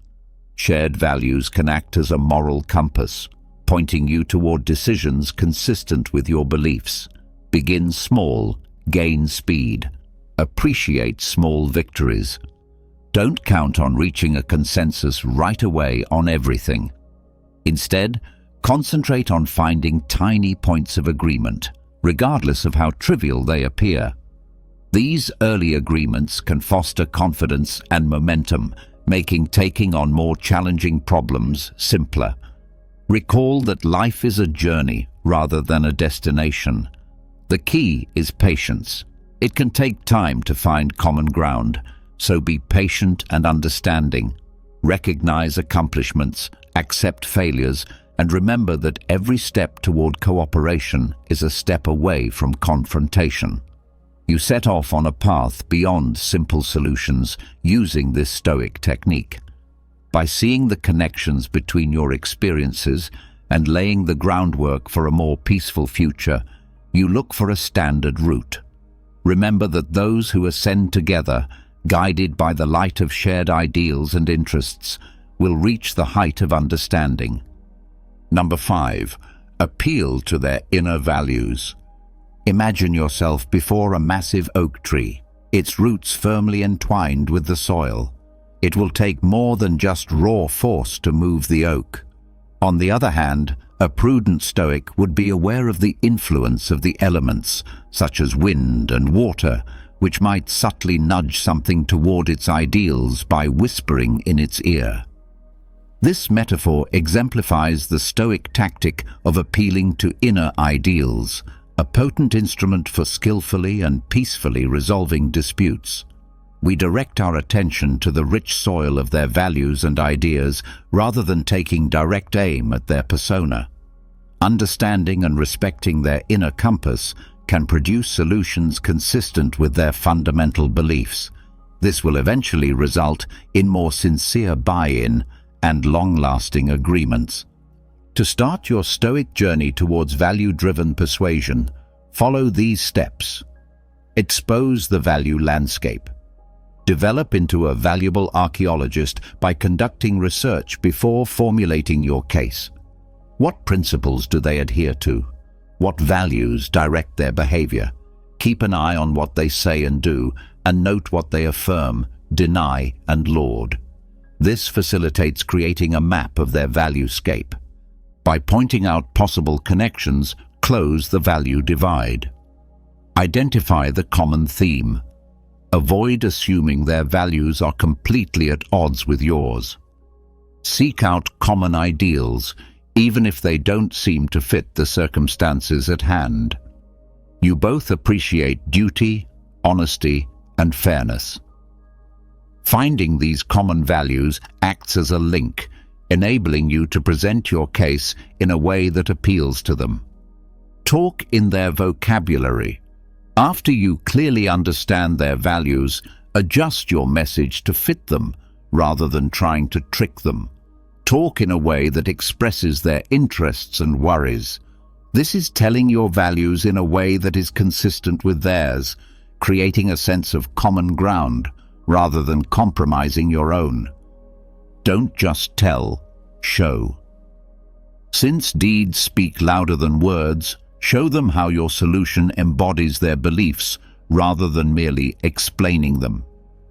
Give specific instances, anecdotes, or previous deeds demonstrating how your strategy embodies the essential principles. This strengthens and humanizes your case. Recall that respect is essential. Seek comprehension rather than dominance. Always be respectful and understanding during this process. Recall that your objective is to assist them in finding a solution that addresses your concerns and aligns with their values, rather than to control or exert dominance over them. Using this Stoic technique, you become a competent navigator instead of a warrior brandishing words, leading your adversary to a place they can genuinely believe in. Recall that fundamental transformation arises from resonance with the values that sculpt an individual's identity rather than from coercion. This strategy develops mutual respect and understanding, and in the end, opens the door to advantageous solutions for all parties. Number 6. Using humor wisely in conflict resolution. Imagine yourself walking a tightrope that is stretched over a gaping hole. A mistake can send you into the depths of offense, yet humor can help you stay upright, like a balancing pole. Using humor to resolve conflict is the essence of the 6th Stoic technique, encapsulated in this nuanced metaphor. There is no denying that laughter can reduce tension and foster a more open atmosphere for discussion. A well-timed joke or playful decorum can serve as a pressure release valve, allowing understanding to flourish and letting go of pent-up frustration. The Stoic philosopher Seneca says, "A joke is a fragile thing, and a jest may turn into an insult." We must use comedy with deliberate caution to fully realize its possibilities. Here are some guidelines to help you smoothly navigate the comedic tightrope. Recognize your audience. Only some find the same things funny, so consider your opponent's humor style and personality before you crack a joke. What amuses them? In their opinion, which subjects could be delicate? Be cautious and err on the side of caution while making jokes, because something that plays well with one person may offend another. Seek out silent joy, not horniness. Laughing at, not with. Creating a shared sense of humor is the aim, not using jokes as a tool to make fun of or denigrate your opponent. Humor that belittles oneself is frequently a safer bet, since it demonstrates humility and a readiness to own up to mistakes. The timing is crucial. After reading the room, reread it. Humor can have disastrous results when misused. Before bringing in comedy, assess the situation's emotional intensity. It's better to wait until things have settled down. If the tension is still muscular, maintain calm and kindness. Keep insults and sarcasm at the door. Steer clear of jokes that make light of sensitive subjects, stereotypes, or personal assaults. Recall that building bridges, not burning them, is the aim. Comedy as an instrument, not a crutch. Please don't rely on comedy alone to end the argument. Although humor can be a helpful tool, it shouldn't replace sincere communication or dealing with critical issues. Don't expect it to be the miraculous fix. Use it sparingly to promote openness and lighten the atmosphere. Always err on the side of caution. When in doubt, it's better to avoid jokes entirely. To determine whether they're appropriate, recall that it's simpler to gain trust than to regain it following an error.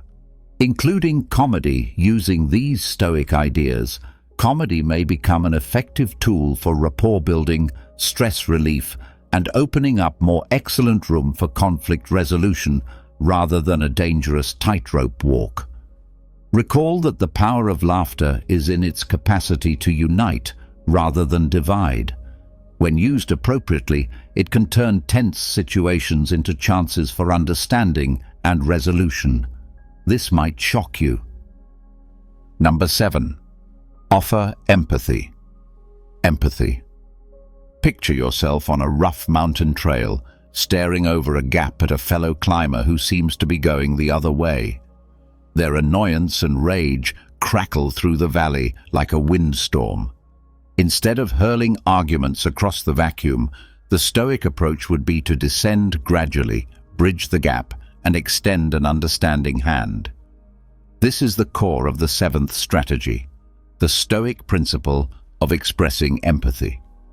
Empathy is a valuable tool for resolving conflicts amicably, even during heated arguments, as Marcus Aurelius recommends. We can create genuine connections and open the door to a more fruitful conversation by acknowledging the other person's sentiments and validating their experiences. Here's how you develop this superpower of Stoicism. Change the perspective from me to them. See the world through their eyes. Try to comprehend the situation from their point of view rather than concentrating just on your own. What life events have influenced their emotions? What insecurities or concerns could be motivating them? This change in perspective encourages empathy and enables you to recognize their distinct reality. Pay attention to the above words. Listen to the words not spoken. It's essential to pay attention to both verbal and non-verbal cues when communicating with others. This includes things like body language, tone of voice, facial expressions, and spoken words. It is vital to comprehend the information being transmitted and react accordingly. These frequently disclose deeper feelings that their words may have obscured. Try to understand while actively listening without passing judgment. Recognize, don't pass judgment. Appreciate their emotions rather than their behavior. Even if you disagree with them, let them know you are aware of and sympathetic to their feelings. I understand why this situation is important to you, or it sounds like you're feeling frustrated, are phrases that can significantly increase trust and decrease defensiveness. Look for the hidden pain. Find the source of the disagreement. Anger and irritation are frequently the result of deeper emotional scars. Look into any potential sources of pain, fear, or insecurity for them. A deeper understanding makes it possible to address the underlying cause rather than simply the symptoms. It also builds empathy. Recall that gratitude is not agreement. Walk along with them, not in front of them. Showing empathy does not imply endorsing their behavior or sacrificing your moral principles. It's as simple as recognizing their viewpoint and establishing an environment encouraging sincere dialogue. You can handle the disagreement with dignity and understanding, even if you disagree. You create a bridge of understanding rather than merely a bridge across an abyss of conflict. When you adopt this Stoic concept of empathy, you put yourself in their position to connect rather than pass judgment, and there's hope for actual resolution in that connection, not only for the here and now, but also for how you deal with each other moving forward. So, come down from the mountain, reach out, and give the gift of empathy. Together, you might be taken on an unexpected excursion. Number 8. Embrace the art of compromise. Imagine yourself before a massive oak tree, its branches obstinately waving in the breeze. It could take a lot of force to get the oak to bend to your will, which could hurt the tree and you. A more prudent strategy that draws from Stoic philosophy is learning the art of compromise, bending and adapting to find a way for the wind and the oak to coexist peacefully. Hard views and absolutes are rarely conducive to successful conflict resolution. Epictetus states, "Seek not to have things happen as you wish, but rather wish them to happen as they do, and you will live a tranquil life." The ability to discover answers that at least partially meet your problems and those of your opponent is a sign of true power. The following is how you can practice this Stoic art. Change me to we. Reframe the conflict as a cooperative endeavor. See the situation as a chance to devise a solution that works for everyone rather than as a rivalry. This change in viewpoint allows for more harmonious results and innovative approaches to problem solving. Identify common objectives. Look for common ground, even if it appears obscure. Examine your shared goals in the long run and see past the current argument. Maybe you both have the same values: fairness, respect, or a productive working environment. Finding these common objectives lays the groundwork for reaching a compromise. Set priorities and have the will to let go. Only some details matter equally. Only some features of the circumstances are worth dying for. Decide what is most important and be prepared to give in on less important things. This enables you to concentrate on identifying answers that deal with your main issues. Determine the win-enough or win-win solution. Look for win-win solutions. Instead of focusing on a win for one party, try to find a solution where all parties feel their requirements are understood and somewhat met in the long term. This lessens animosity and promotes a feeling of justice. Recall that life is a journey rather than a destination. Patience and flexibility are key. Compromises are rarely a one-time thing. Be ready to review the agreement if something changes or new information becomes available. A durable compromise requires open communication and a readiness to change. Accepting the Stoic art of compromise keeps your demands and principles intact. Instead, you exhibit strength, adaptability, and a dedication to coming up with solutions that work for everyone. You understand how to live in a dynamic equilibrium condition, not resistance. Like the wind and the oak, which benefits everyone by bringing about a more tranquil and harmonious outcome. Number 9. Seek external aid without shame. Picture yourself tangled up in a thicket of thorns, the branches blocking your path as they twist and twirl. No matter how hard you try, advancement feels unattainable. This aggravation frequently resembles the sense of being trapped in a dispute where communication breaks down and a settlement seems impossible. However, the Stoics remind us that we are not alone, even in these situations. The ninth tactic strongly emphasizes asking for outside assistance as evidence of our dedication to forging a positive course of action rather than as a show of weakness. A mediator or counselor, for example, can serve as an impartial third party to help navigate the complex maze of conflict. Just as a Stoic philosopher leads their students toward knowledge, they can offer a controlled environment for discussion, guaranteeing that each side is heard and valued. Their knowledge can be helpful in breaking through the confusing communication, eliminating the emotional undergrowth. Strong emotions frequently impede our ability to communicate, making it difficult to grasp the viewpoints of others or to explain oneself clearly. By helping to untangle these emotional knots, an impartial third person can foster a more relaxed and productive conversational atmosphere, overcoming the divide and creating a bridge of understanding. Counselors and mediators are educated to recognize and help parties in conflict close their knowledge gaps. They can promote empathy and lessen defensiveness by assisting each party in seeing things from the viewpoint of the other, encouraging fruitful conversations and leading the discussion toward resolution. Competent facilitators can guide the discussion toward constructive problem-solving, guaranteeing that all sides can voice their concerns and cooperate to find answers. Offer resources and methods, getting you ready for the journey. Many counselors and mediators have received specialized training in conflict resolution and communication methods. In the long run, they can help you build stronger relationships by providing you with the skills and techniques you need to handle conflicts in the future.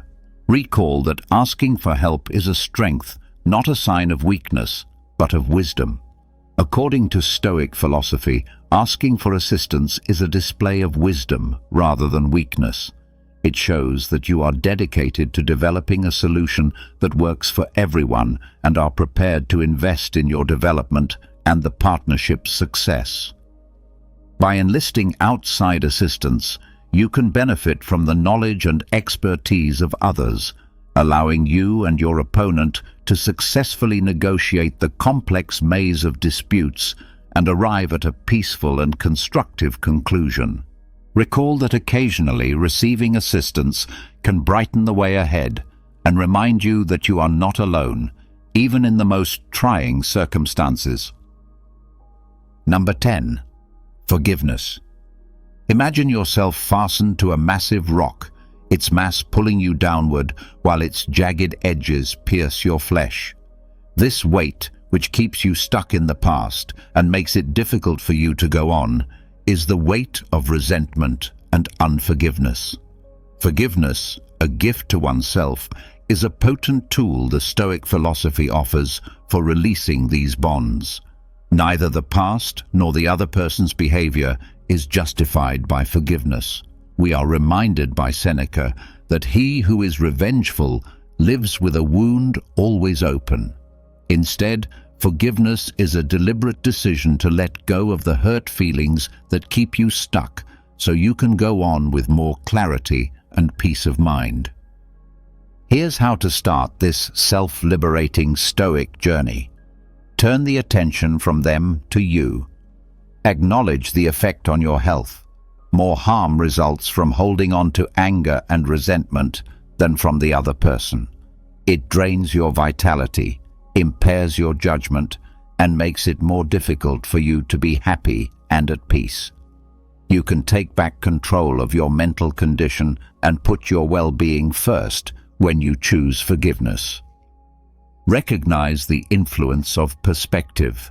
Examine the circumstances more broadly. Forgiveness occasionally necessitates comprehending the background and intentions of the other person. This is admitting their shortcomings and vulnerabilities rather than justifying their actions. This change of viewpoint might increase empathy and lessen the situation's emotional impact. Let go, but remember, let go of the past, not the memories. Being forgiven does not include forgetting the past. Instead, it entails letting go of the bad feelings connected to it. Recall the lessons you've learned, but let go of the things weighing you down, like resentment and hatred. Engage in active forgiveness. Remember that forgiveness is a continuous process. Please make an effort to extend it. It's a journey that needs constant dedication. You can practice active forgiveness by consciously letting go of unfavorable feelings and thoughts whenever they surface. Techniques like journaling, mindfulness, and meditation can be helpful tools in this process. Keep in mind that forgiveness is yours, a present for you, not for them. Forgiveness is ultimately a gift you give to yourself. It frees you from the bonds of negativity and gives you more joy, calm, and emotional flexibility. Forgive yourself rather than wait for the other person to earn it. Accepting spiritual forgiveness allows you to change your present and create space for a better future. Rather than erase the past, you choose to walk the road of peace and self-compassion, releasing yourself from the bonds of bitterness and anger. Recall that showing forgiveness demonstrates your strength and dedication to your well-being, not weakness. Thus, exhale deeply, let go of the weight, and advance into a future offering more independence and inner serenity. Number 11. Growth from the ashes of conflict.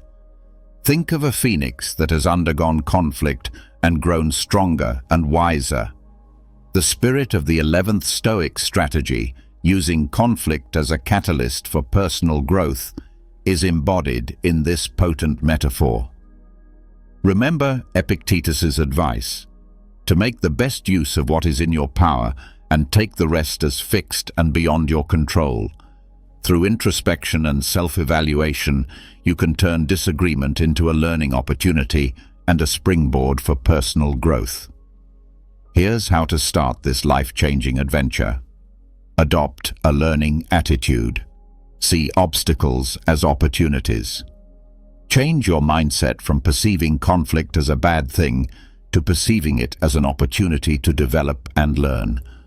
Be open to analyzing your actions and inadequacies and approach the situation with an open mind. Make your excavation. Identify the underlying causes. Give careful thought to how you fit into the conflict. What made you react the way you did? Which principles or convictions was the situation at odds with? Which feelings became dominant, and how did they affect your actions? Sincerity is crucial in understanding your habits and triggers, so consider these questions carefully. Determine doable domains from contemplation to implementation. Don't let reflection get you down. Convert your observations into actionable suggestions for enhancement. Did you need help communicating effectively? Think about honing your active listening techniques. Were your feelings too strong? Investigate mindfulness practices to improve emotional control. Seek guidance and criticism. Learning from reliable mentors. Look for a loyal friend, therapist, or mentor who can encourage your personal development and provide unbiased input. Talking to a third party about your experiences and observations might help you see things differently and promote responsibility. Recall that growth is a procedure. The key is patience. Expect a gradual change. Personal development requires work and time. Remain dedicated to your continuous improvement. Recognize failures as teaching moments and rejoice in little accomplishments. Adopting this Stoic philosophy may turn disagreement from a harmful force into a powerful catalyst for self-discovery and constructive transformation. You are restored from the ashes and emerge from them more robust, wiser, and prepared to face obstacles head-on with poise and grit. Recall that you can learn and develop, and that even the most trying circumstances can serve as stepping stones to becoming the finest version of yourself. Number 12. Setting boundaries. Picture yourself with the waves gently crashing at your feet as you stand on a spotless beach. But hold on, someone is invading your personal space and upsetting you. Setting boundaries and defending your well-being and inner serenity are potent tools the 12th Stoic technique offers in this scenario, symbolizing the delicate balance of navigating interactions. It is not the event itself that troubles us, but our view of it. Epictetus reminds us, although we have no control over what others do, we influence how we react. By defining what we will and won't tolerate, we may safeguard ourselves against negativity and promote happier relationships by establishing clear boundaries. Here's how to apply this Stoic idea here in practice. Understand your inner guidance. Determine your requirements and values. Consider what matters most before establishing boundaries. Which actions are consistent with your values? Which behaviors make you feel low on energy or violate your personal space? Establishing these internal limits lays the groundwork for effective communication. Communicate respectfully and clearly. Words, not walls. Steer clear of ambiguous statements and passive-aggressive behavior. Use I phrases to assertively and directly communicate your boundaries while concentrating on your wants and feelings. Recall that cultivating cooperation and understanding requires polite communication.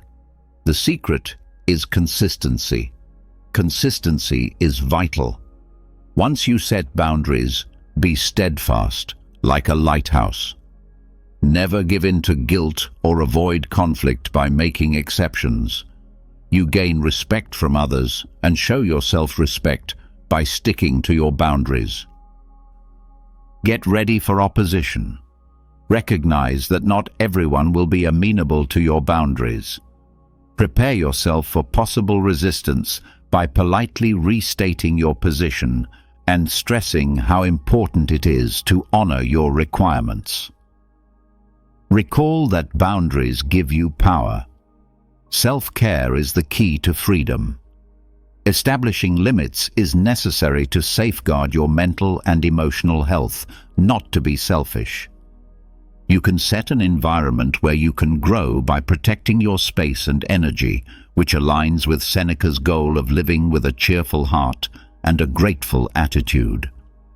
Adopting this Stoic idea creates a lighthouse that leads you and others to more respect, transparent communication, and eventually happier and more satisfying relationships. Instead of building walls, recall that creating boundaries gives you the power to live a life full of inner freedom, respect, and tranquility. It's an act of self-love. Number 13. Remember, you control your reactions. Imagine yourself in a violent storm with the waves smashing around you and the wind ripping. Although the storm's wrath is beyond your control, you can choose to handle it.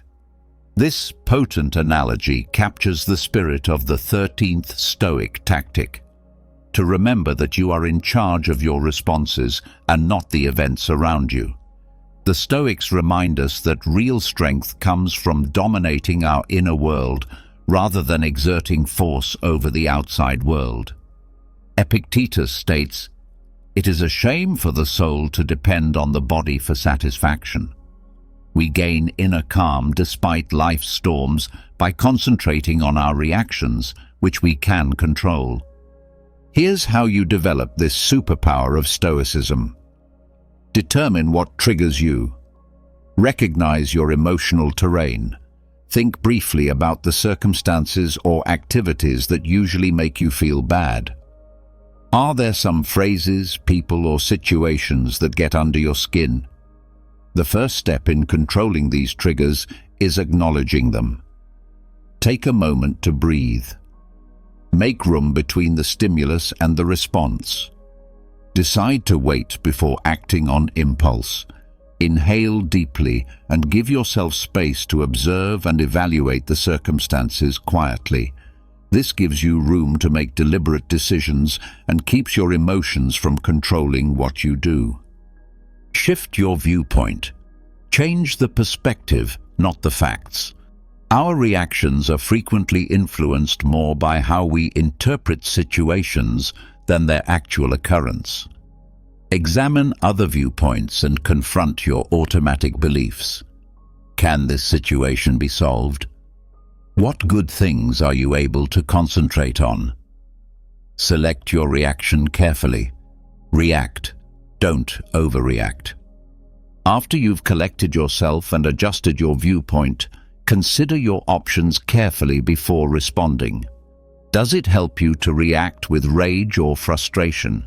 Would being composed and aggressive work better? Recall that you can exacerbate or de-escalate the situation depending on how you respond. Exercise, exercise, exercise. Learning to control your reactions is a process that takes time and effort, just like any other ability. It takes consistent practice. By experimenting with varied responses in challenging situations, you can progressively increase your emotional resilience and self-control. You do not become docile when you adopt this Stoic idea. You gain strength. You learn to ride out life's storms with courage and grace, discovering inner peace in conquering your reactions rather than trying to dominate the outside world. Recall that peaceful power over your thoughts and feelings is the genuine test of strength, not control from without. Thus, maintain your composure under pressure, make intelligent decisions, and face life's storms with the steadfast poise of a Stoic sage.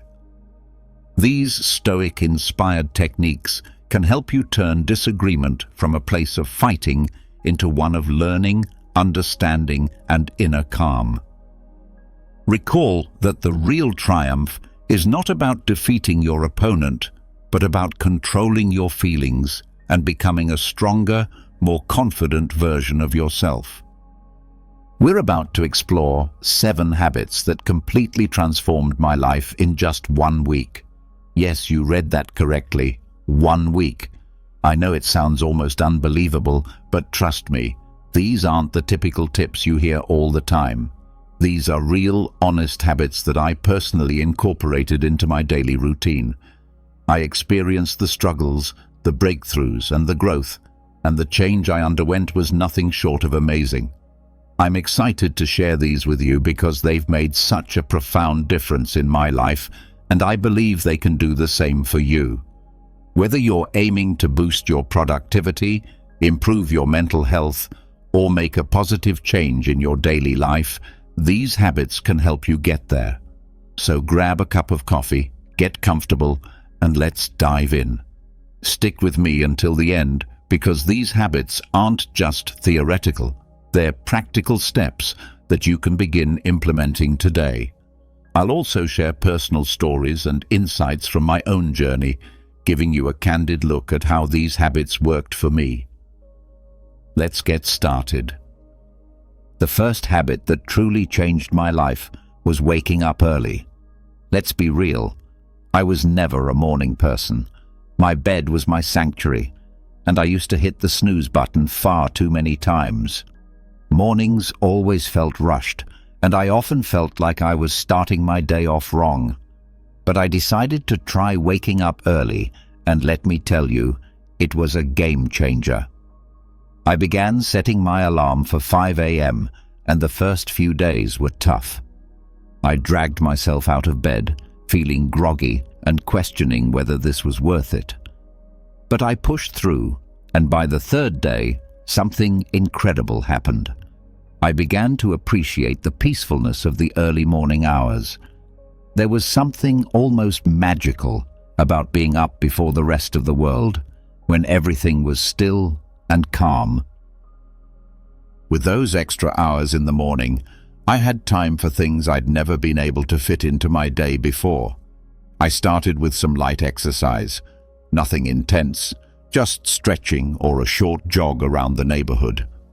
This helped wake me up and energized me for the rest of the day. I also took time to meditate and set my intentions for the day.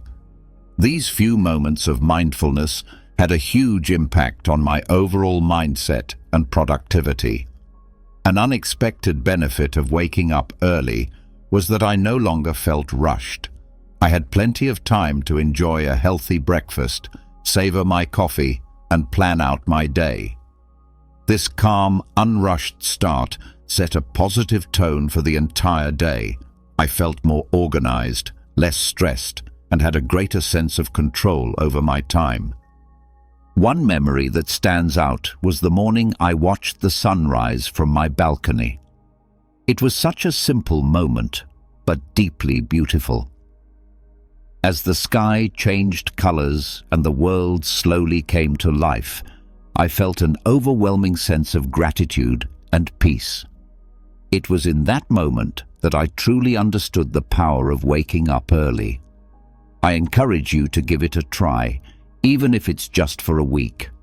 Start by waking up just 15 minutes earlier than usual and gradually increase that time. You might be surprised by how much of a positive impact it can have on your life. It's not just about gaining extra hours in the day, it's about using those hours to create a more mindful, intentional, and fulfilling start to your day. Speaking of daily habits, daily exercise was habit number 2 that truly transformed my life. Let me be upfront. I wasn't always the most active person. I used to find every excuse in the book to avoid working out. I'm too tired, I don't have time, or I'll start tomorrow. Sound familiar? But one day, I decided that enough was enough. I made a commitment to move my body every single day for a week, and the results were incredible. I started small, just 20 minutes a day, mixing up yoga, jogging, and strength training. I wanted to keep things interesting so I wouldn't get bored and quit halfway through. The first few days were tough. My muscles were sore and I felt exhausted, but I reminded myself why I was doing this, to feel better both physically and mentally. By the 4th day, something amazing happened. I woke up feeling more energized. My mood had improved drastically. I was less irritable and much more positive. I realized that those 20 minutes of exercise weren't just about burning calories or building muscle. They were about giving myself time to focus on me, to release stress, and to boost my endorphins. One morning, I remember lacing up my sneakers for a jog. It was a crisp, clear day, and as I ran, I felt a sense of freedom and clarity that I hadn't experienced in a long time. It was just me, the open road, and my thoughts. That connection to myself and the world around me was truly empowering. I also started to see physical changes. My posture improved, I felt stronger, and I noticed a difference in my overall fitness. But the biggest change was in my mindset. Exercise became my time to disconnect from the world and reconnect with myself. It became a form of self-care rather than a chore. Another personal highlight was trying yoga for the first time. At first, I was hesitant, thinking I wasn't flexible enough or that it wouldn't be a real workout. But after a few sessions, I fell in love with it. Yoga taught me to be present, to breathe deeply, and to listen to my body. It was a transformative experience that went beyond just physical benefits. Incorporating daily exercise into my routine made me realize that taking care of my body directly impacted my mental health and overall happiness. It's not about being perfect or pushing yourself to extremes. It's about finding a form of movement that you enjoy and making it a regular part of your life. So if you're like I was, struggling to get started, my advice is to begin small. Find something you enjoy, whether it's dancing, hiking, or just going for a brisk walk. Commit to just a few minutes a day and gradually build up from there. Trust me, the benefits you'll experience will be well worth the effort. Exercise is a habit that can transform not just your body, but your entire outlook on life. Habit number 3 is journaling. Now, I used to think journaling was just for people who had loads of free time or were naturally introspective. I was skeptical. I mean, who has time to sit down and write about their day when there's so much going on? But after just 1 week of consistent journaling, my perspective completely shifted, and it became a cornerstone of my personal growth journey. I started simple. Every night before bed, I dedicated just 10 minutes to journaling. I bought a plain notebook and a pen that felt comfortable in my hand. No fancy apps, no pressure to make it look pretty, just me and my thoughts. The first night I sat down to write, I didn't know where to begin. But as I kept writing, I found that I was not only reflecting on my day, but also gaining insights into myself, my thoughts, and my emotions. It became an important practice that helped me process my day, focus on gratitude, and set intentions for the future. The first night, I stared at the blank page, unsure of what to write. But then, I began with something basic: how my day went, what made me happy, and what I struggled with. As the days passed, I began to dive deeper. I wrote about my goals, my fears, my dreams, and even my insecurities. It felt like having a conversation with myself, and that's when the magic happened. I started to notice patterns in my thoughts and behaviors. I realized that some of the things I worried about were completely out of my control, while others were areas where I could take actionable steps. One night, I wrote about a particularly stressful day at work. By putting my thoughts on paper, I was able to process my emotions better. I wrote about what specifically stressed me out, how it made me feel, and what I could do differently next time. This simple act of reflection helped me gain clarity and feel more in control of my emotions. Another powerful aspect of journaling was tracking my progress. I noted down small victories and milestones, no matter how minor they seemed. Looking back at these entries filled me with a sense of accomplishment and motivated me to keep pushing forward. For example, I wrote about a presentation I was nervous about and how I prepared for it. Seeing my preparation process and the positive outcome documented in my journal was incredibly encouraging. I also started a gratitude section in my journal. Every day, I wrote down 3 things I was grateful for. This practice shifted my focus from what was lacking in my life to appreciating what I already had. It was a simple yet profound shift that brought more positivity into my daily life. One particularly memorable entry was about a random act of kindness I experienced.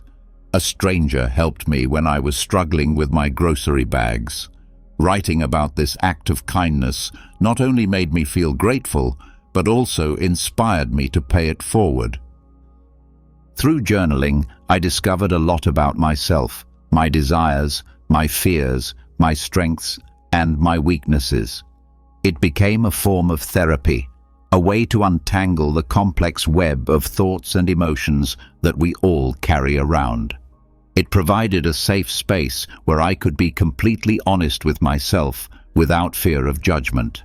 If you've never tried journaling, I highly encourage you to start.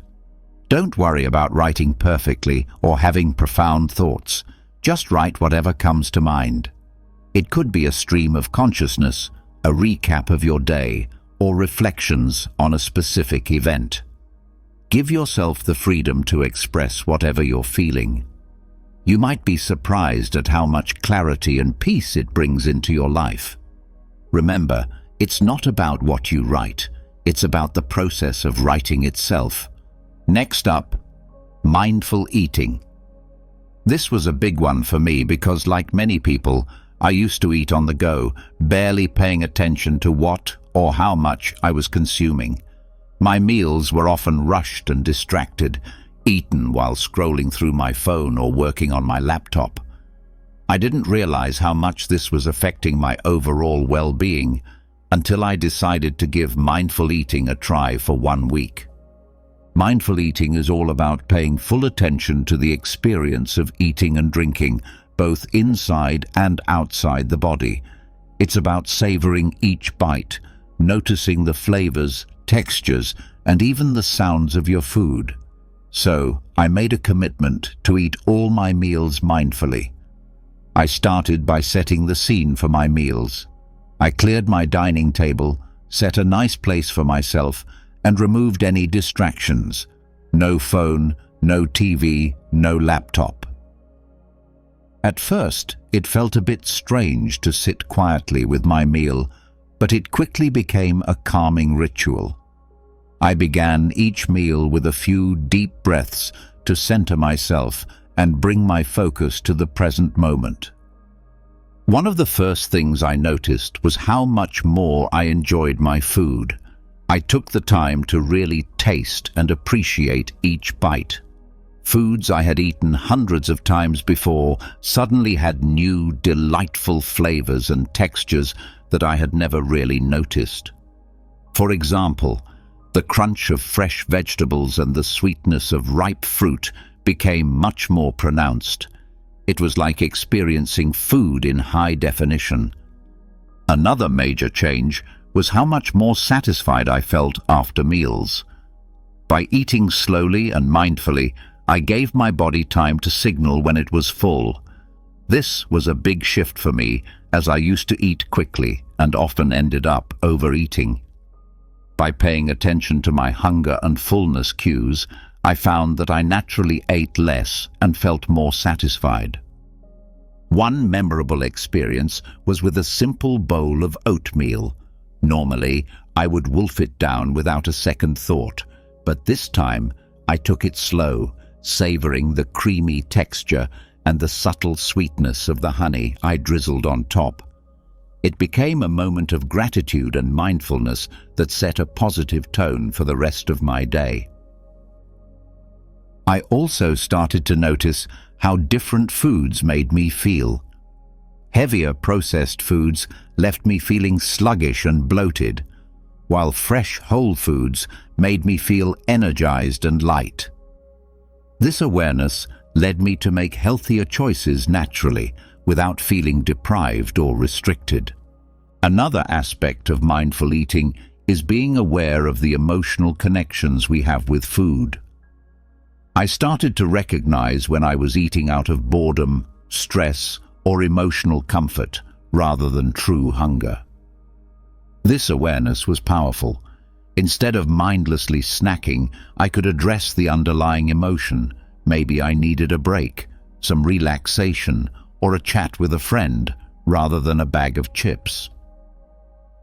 There was one particular evening when I had a craving for something sweet after dinner. Instead of automatically reaching for dessert, I paused and asked myself if I was truly hungry or just seeking a reward after a long day. I realized I wasn't actually hungry and opted for a warm cup of herbal tea instead.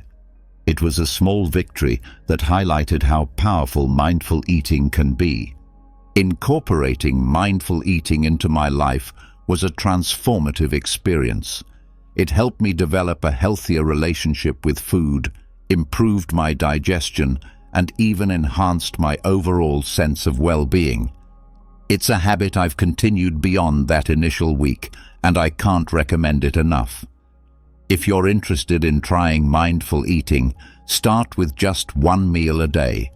Sit down without distractions, take a few deep breaths, and savor each bite. Pay attention to the flavors, textures, and how the food makes you feel. You might be surprised at how this simple practice can change your entire eating experience. It's a wonderful way to reconnect with your body and truly appreciate the nourishment that food provides. Now, habit 5, limiting screen time. This one was particularly challenging for me, and I suspect it might be for many of you as well. We live in a digital world, and it's so easy to get sucked into endless hours of scrolling through social media, binge-watching shows, or checking emails. I realized that all the screen time was taking a toll on my mental health, productivity, and even my sleep. So, I decided to set some boundaries and see what happened. First, I set a daily limit of 1 hour for non-work-related screen time. This meant no mindless scrolling through Instagram, no endless YouTube marathons, and no late-night TV binges. It was tough at first. I had become so accustomed to filling every spare moment with screens, but I knew I needed to make a change.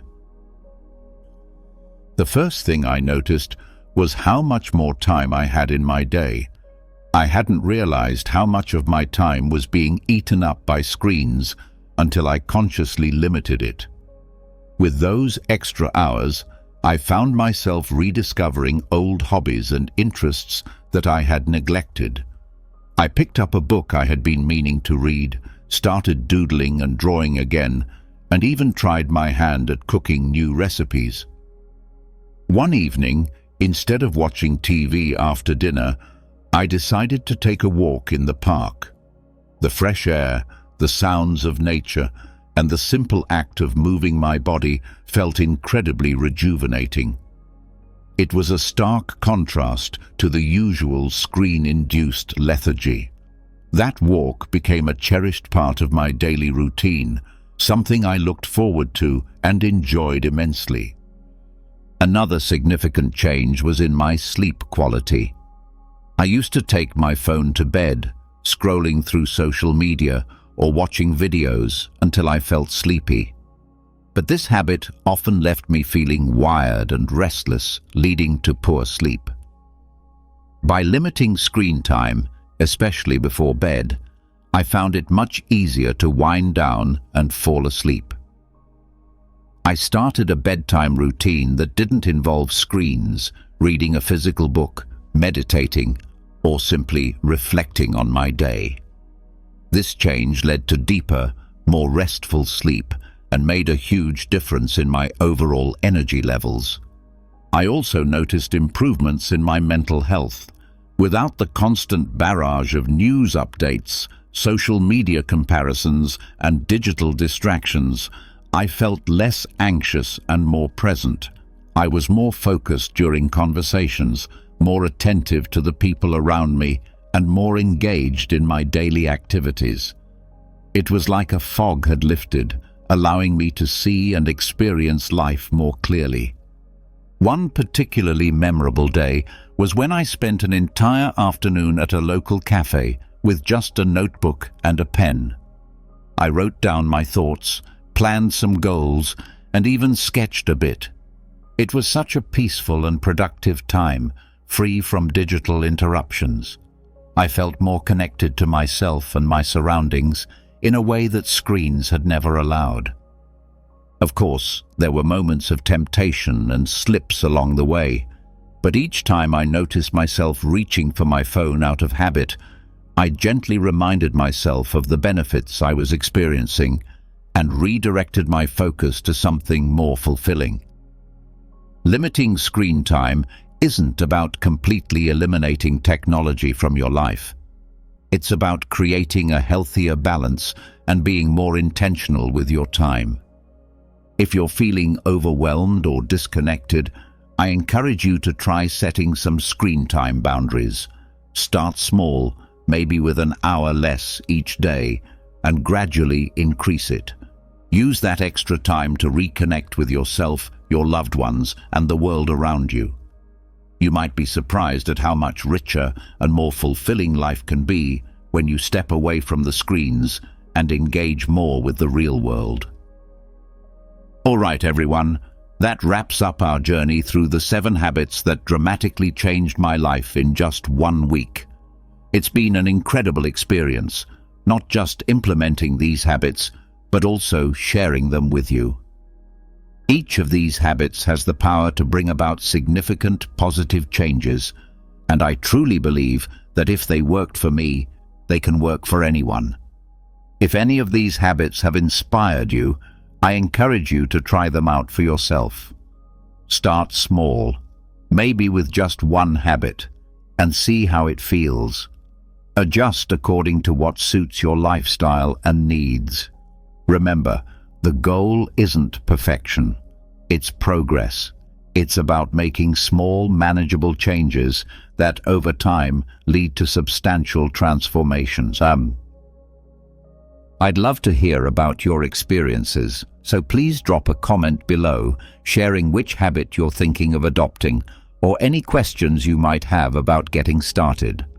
Your feedback and stories are what make this community so amazing and supportive. And if you found this video helpful, don't forget to like, subscribe, and hit the notification bell so you won't miss any of our future content. We have lots more insights and tips coming your way that you won't want to miss. Sharing this video with friends or family who might benefit from these habits could also make a huge difference in their lives. Thank you so much for watching, and remember, small changes lead to big results. Let's keep growing, keep evolving, and turn our everyday routines into powerful moments of self-improvement. Let's get real. Most people are too afraid to tell you to your face that they don't like you. Instead, they hide behind fake smiles, hollow compliments, and forced politeness. I've been there too, thinking someone was a friend, only to find out they were secretly hoping for my downfall. It's brutal, but here's the truth. If you don't recognize the signs, you'll end up wasting your time and energy on people who deep down can't understand you. So, let's cut through the BS and talk about the signs that someone dislikes you but is hiding it. You might not like what you hear, but it's better to face the truth than live in denial. 1. They're always joking about your flaws. We all know that one person who loves to joke, especially when the joke is at your expense. They'll pick at your quirks, mistakes, and imperfections, always with a smile, saying, "I'm just messing with you." At first it seems harmless, but let's be honest. These jokes are often more than just playful banter. They're calculated digs cleverly disguised as humor, meant to chip away at your self-esteem bit by bit. I remember a time when I was close to someone who always had something to say about me. How I dressed, the way I spoke, even the projects I was working on. At first, I laughed it off, thinking it was all in good fun. But over time, I noticed a pattern.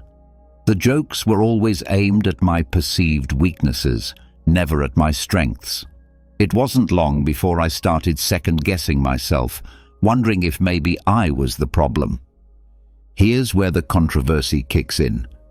People who consistently joke about your flaws aren't doing it out of affection.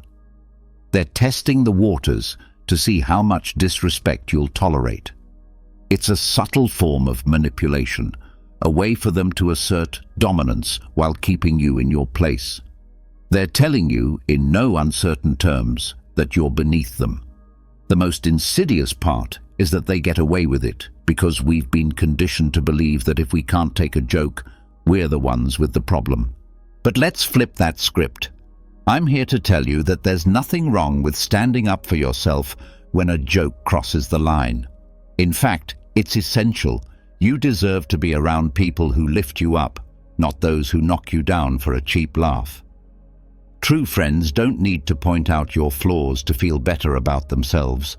They celebrate your strengths and help you work through your weaknesses without making you the butt of the joke. I've seen it happen time and again.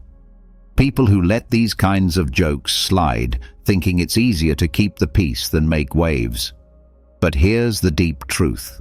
Allowing others to disrespect you, even in jest, is a slippery slope. It starts with small comments, but over time those jokes can wear you down, making you question your worth. The more you allow it, the more they'll push until you're left doubting yourself, all because you didn't want to seem too sensitive. I had to learn this lesson the hard way. I realized that by laughing along, I was giving them permission to keep going.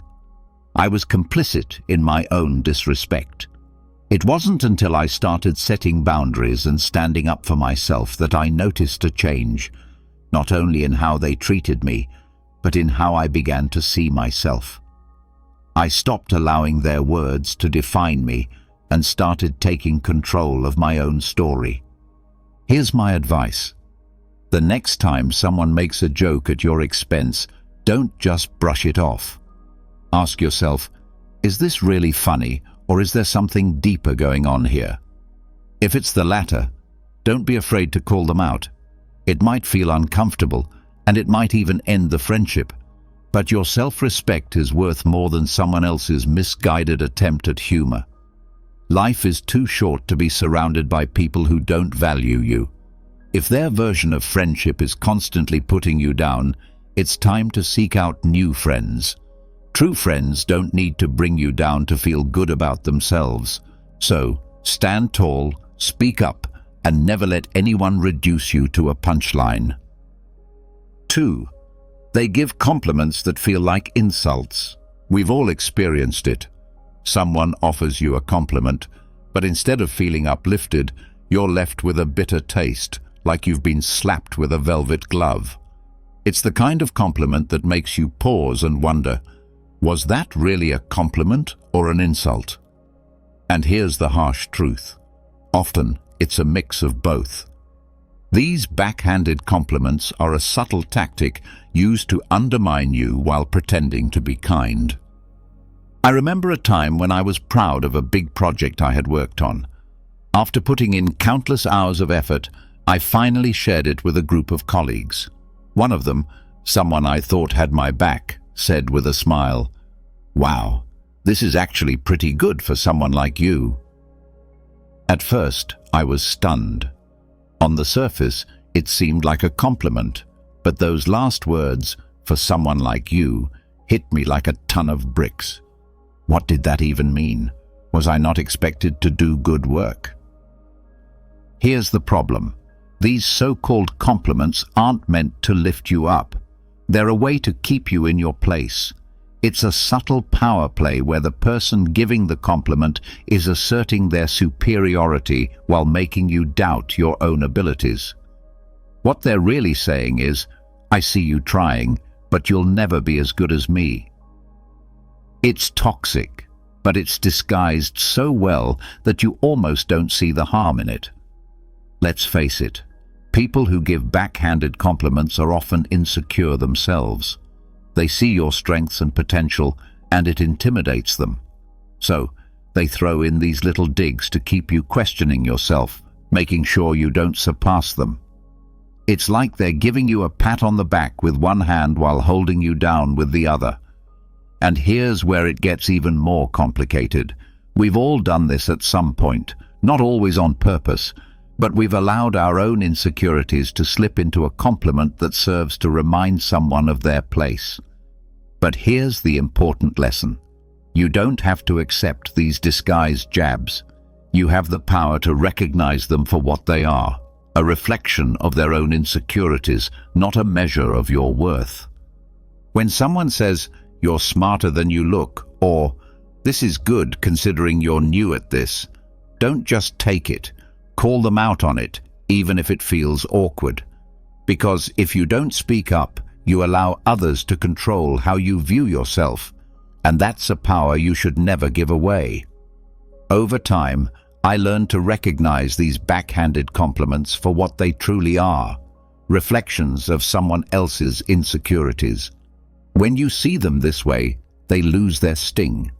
Instead of taking it personally, you can almost laugh it off, because their words reveal more about them than about you. Now, when I receive a backhanded compliment, I don't just let it pass. I'll respond with something like, "Thanks, but what do you mean by that?" This forces them to face the insult hidden in their words, and it often catches them off guard. They suddenly realize you're not falling for their game, and it's incredible how quickly their attitude shifts. The key takeaway: don't let anyone's subtle negativity define who you are. Whether it's a well-meaning friend, a jealous colleague, or even a family member, your worth is never up for debate. Compliments should elevate you, not bring you down. If their words make you doubt yourself, it's time to question their intentions. Life's too short to waste on people who can't celebrate your successes genuinely. Surround yourself with those who see your value and are willing to remind you of it without hidden agendas. 3. They subtly exclude you from plans. It's often the small things that hurt the most, like realizing your so-called friends accidentally forgot to invite you to an event, dinner, or weekend getaway. They'll say it was an oversight, a last-minute thing, or worse, assume you were too busy anyway. But let's be real, these aren't accidents. This is a form of social exclusion, and it's a clear sign that you're not as valued as you think. I've been there too many times. I remember checking my phone one weekend and seeing pictures of friends enjoying an event I would have loved to attend. The kicker? Not a single person mentioned it to me beforehand. When I brought it up later, they had all kinds of excuses. We thought you were busy, or it was a last-minute plan. But deep down, I knew the truth. If they really wanted me there, they would have made sure I knew about it. Here's where it gets tricky. This type of exclusion isn't just thoughtless, it's intentional. It's a way of sending a message without saying anything directly. They don't want you there, but don't have the courage to say it. Instead, they hope you'll quietly fade out of the group without making a fuss. It's passive-aggressive and cowardly, but unfortunately, it's also all too common. People rarely talk about this because it's easier to pretend it's not happening. It's easier to convince yourself it was just a mistake, rather than face the painful reality that you're being pushed out. But here's the thing. If you keep accepting these excuses, you're giving them the power to continue excluding you. You're letting them decide your place in their lives, rather than taking control of your own story. I had to learn this the hard way. For a while I kept quiet, hoping I'd be included next time. But then I realized that by staying silent, I was allowing myself to be treated as an afterthought. So I did something bold. I began confronting them about it.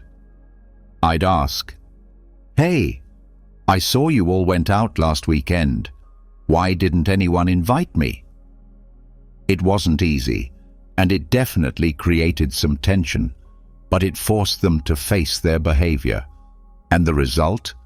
The dynamics shifted. Some became defensive, while others tried to make amends. But the message was clear. I wasn't going to let them exclude me without standing up for myself. Here's the important lesson. If people truly value you, they'll make the effort to include you, no matter how last-minute the plans may be. If they don't, then it's time to reassess the worth of those relationships. You deserve to be surrounded by people who don't make you feel like you're always chasing their approval or attention. Real friends don't forget to invite you. They make sure you're there because they genuinely enjoy your company. So, if you find yourself being subtly excluded from plans, don't just let it slide.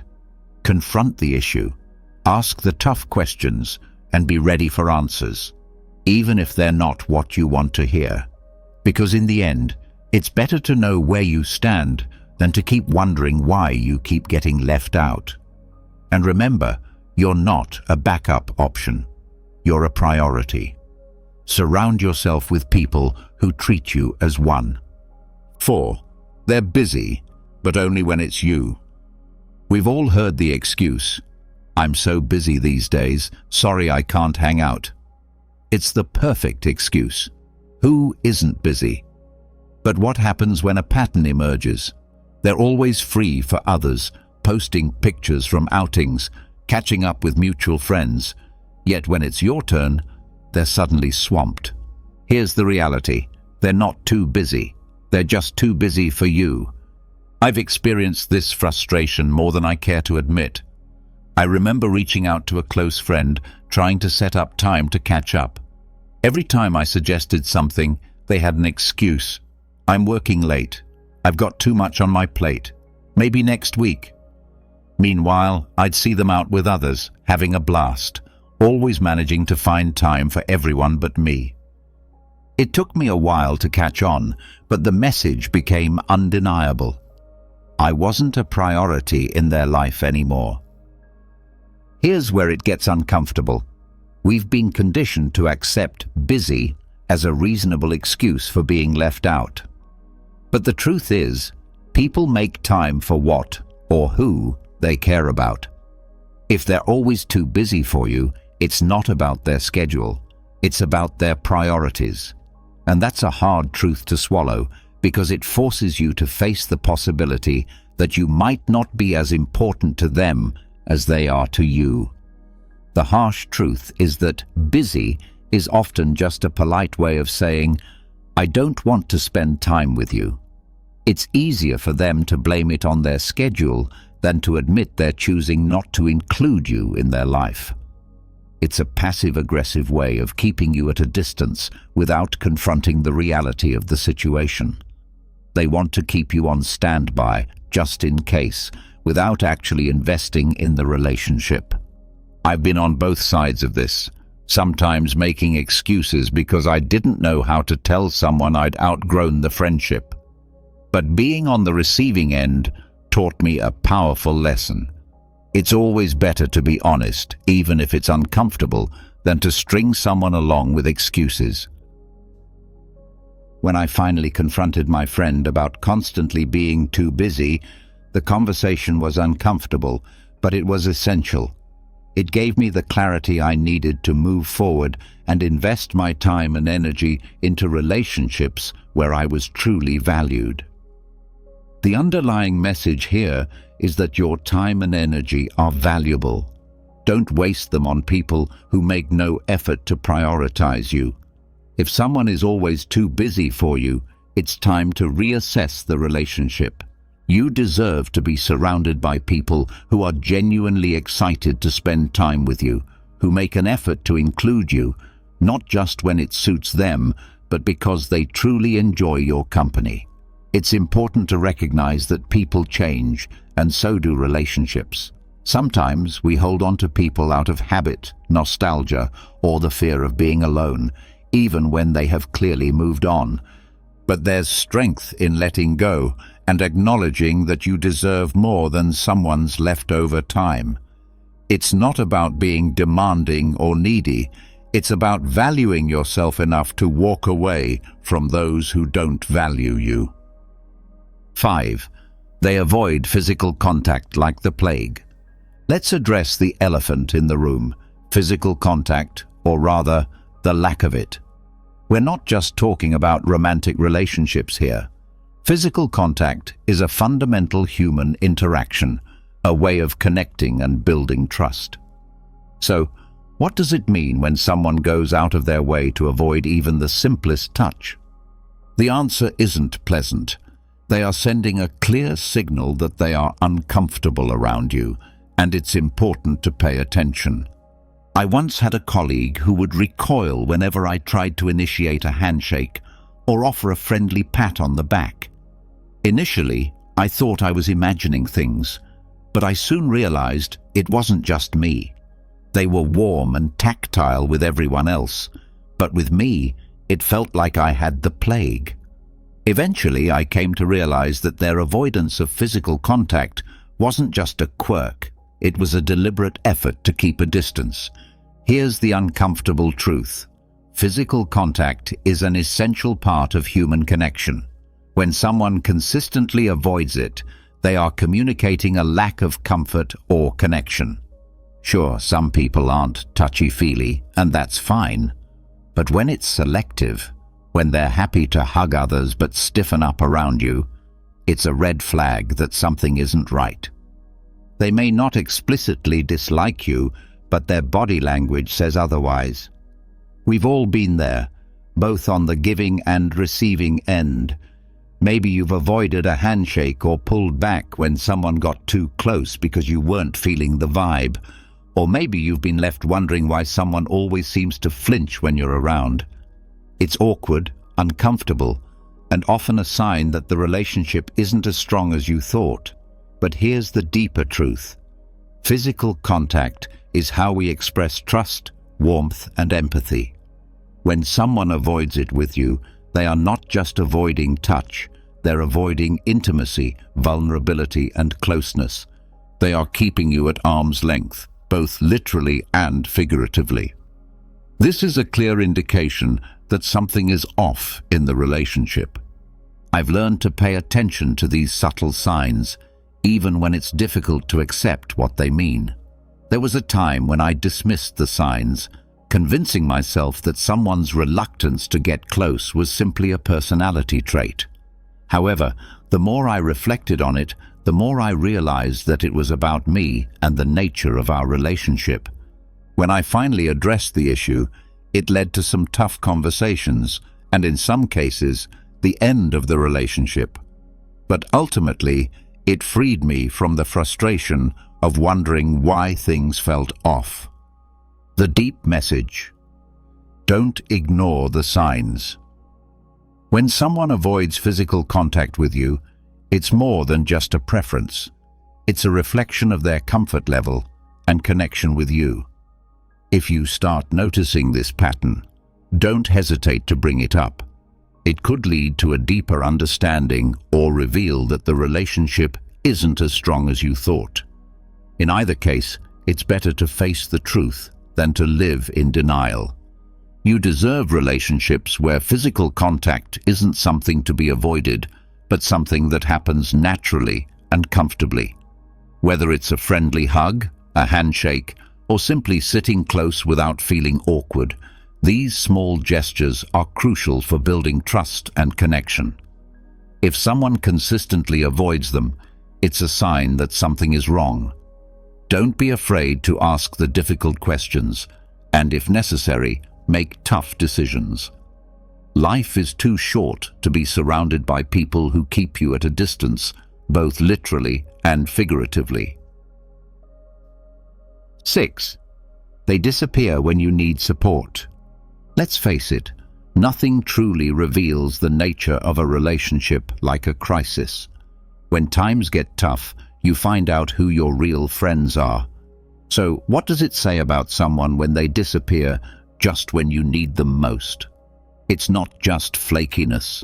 It's a glaring sign that they're not as invested in you as you might have thought. I learned this the hard way during a particularly challenging time in my life. I was dealing with a major personal issue that deeply affected me. Naturally, I turned to the people I considered close friends, hoping for some support, even if it was just a simple text or call. But instead, I got silence. The people I thought would be there for me suddenly had every excuse in the book. I'm swamped at work. Sorry, I'm really busy right now. I'll check in later. Spoiler alert, they never did. Here's the controversial part. Many people love to say they'll always be there for you, but when the going gets tough, they're only around for the good times. They'll celebrate with you, enjoy the highs, and laugh with you. But when things get serious, they vanish. It's easier for them to ghost you than to face your pain or discomfort. The reality is, they don't care enough to be there when it matters. Let's be honest, true support isn't about convenience. It's about being there when it's hard, when it's uncomfortable, and when you'd rather not. The people who disappear when you need them most aren't just inconsiderate. They're showing you exactly where you stand in their life. They're saying, without words, your problems aren't worth my time. I remember feeling completely heartbroken when I realized that the people I had been there for during their breakups, family struggles, and career setbacks couldn't be bothered to return the favor. It was a painful wake-up call, but also a valuable lesson. Nothing reveals the true nature of a relationship like a crisis. When things get tough, you find out who your real friends are. So what does it say about someone when they vanish the moment you need them most? It's not just a sign of flakiness, it's a neon warning that they're not as invested in you as you might have thought.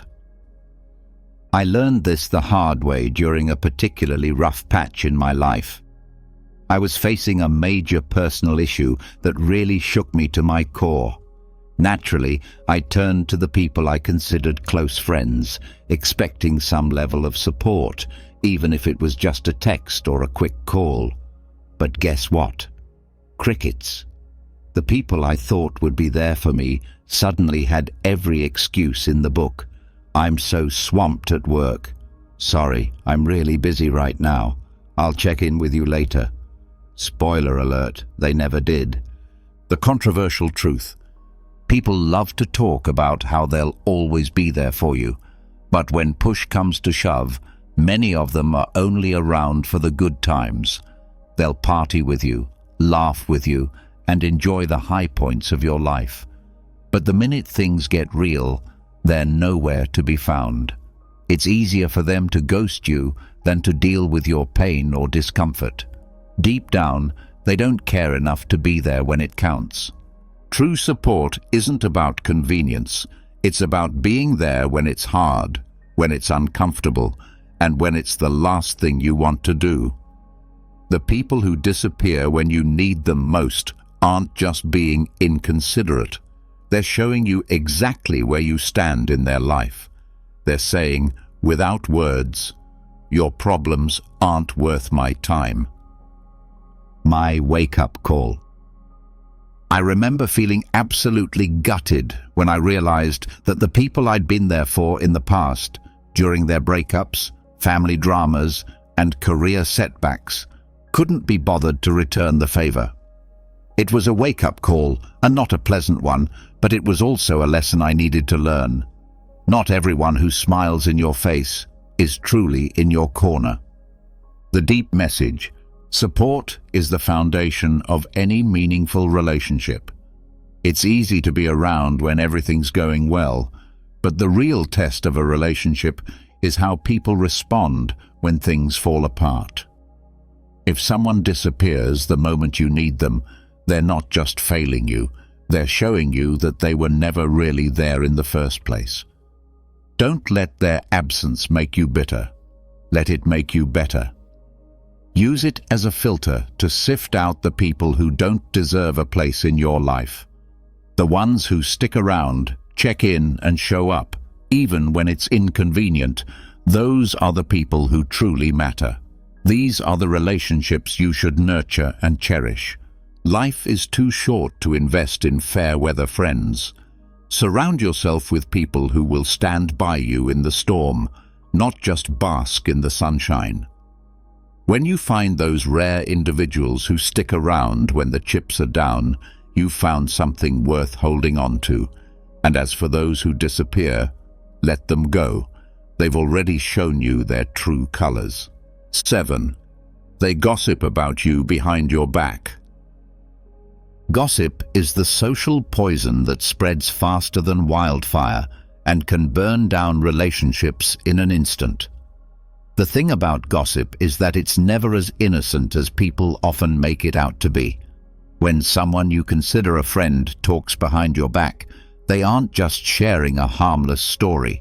They're actively sabotaging your trust, your reputation, and your relationship. Let's be real. When someone gossips about you, it's a clear sign that they don't respect you, no matter how friendly they act in person. I've been the subject of gossip before, and let me tell you, it's one of the most gut-wrenching experiences. There was a time when I confided in someone I thought was a close friend about a personal issue. I trusted them to keep it between us, to unload some of the weight I was carrying.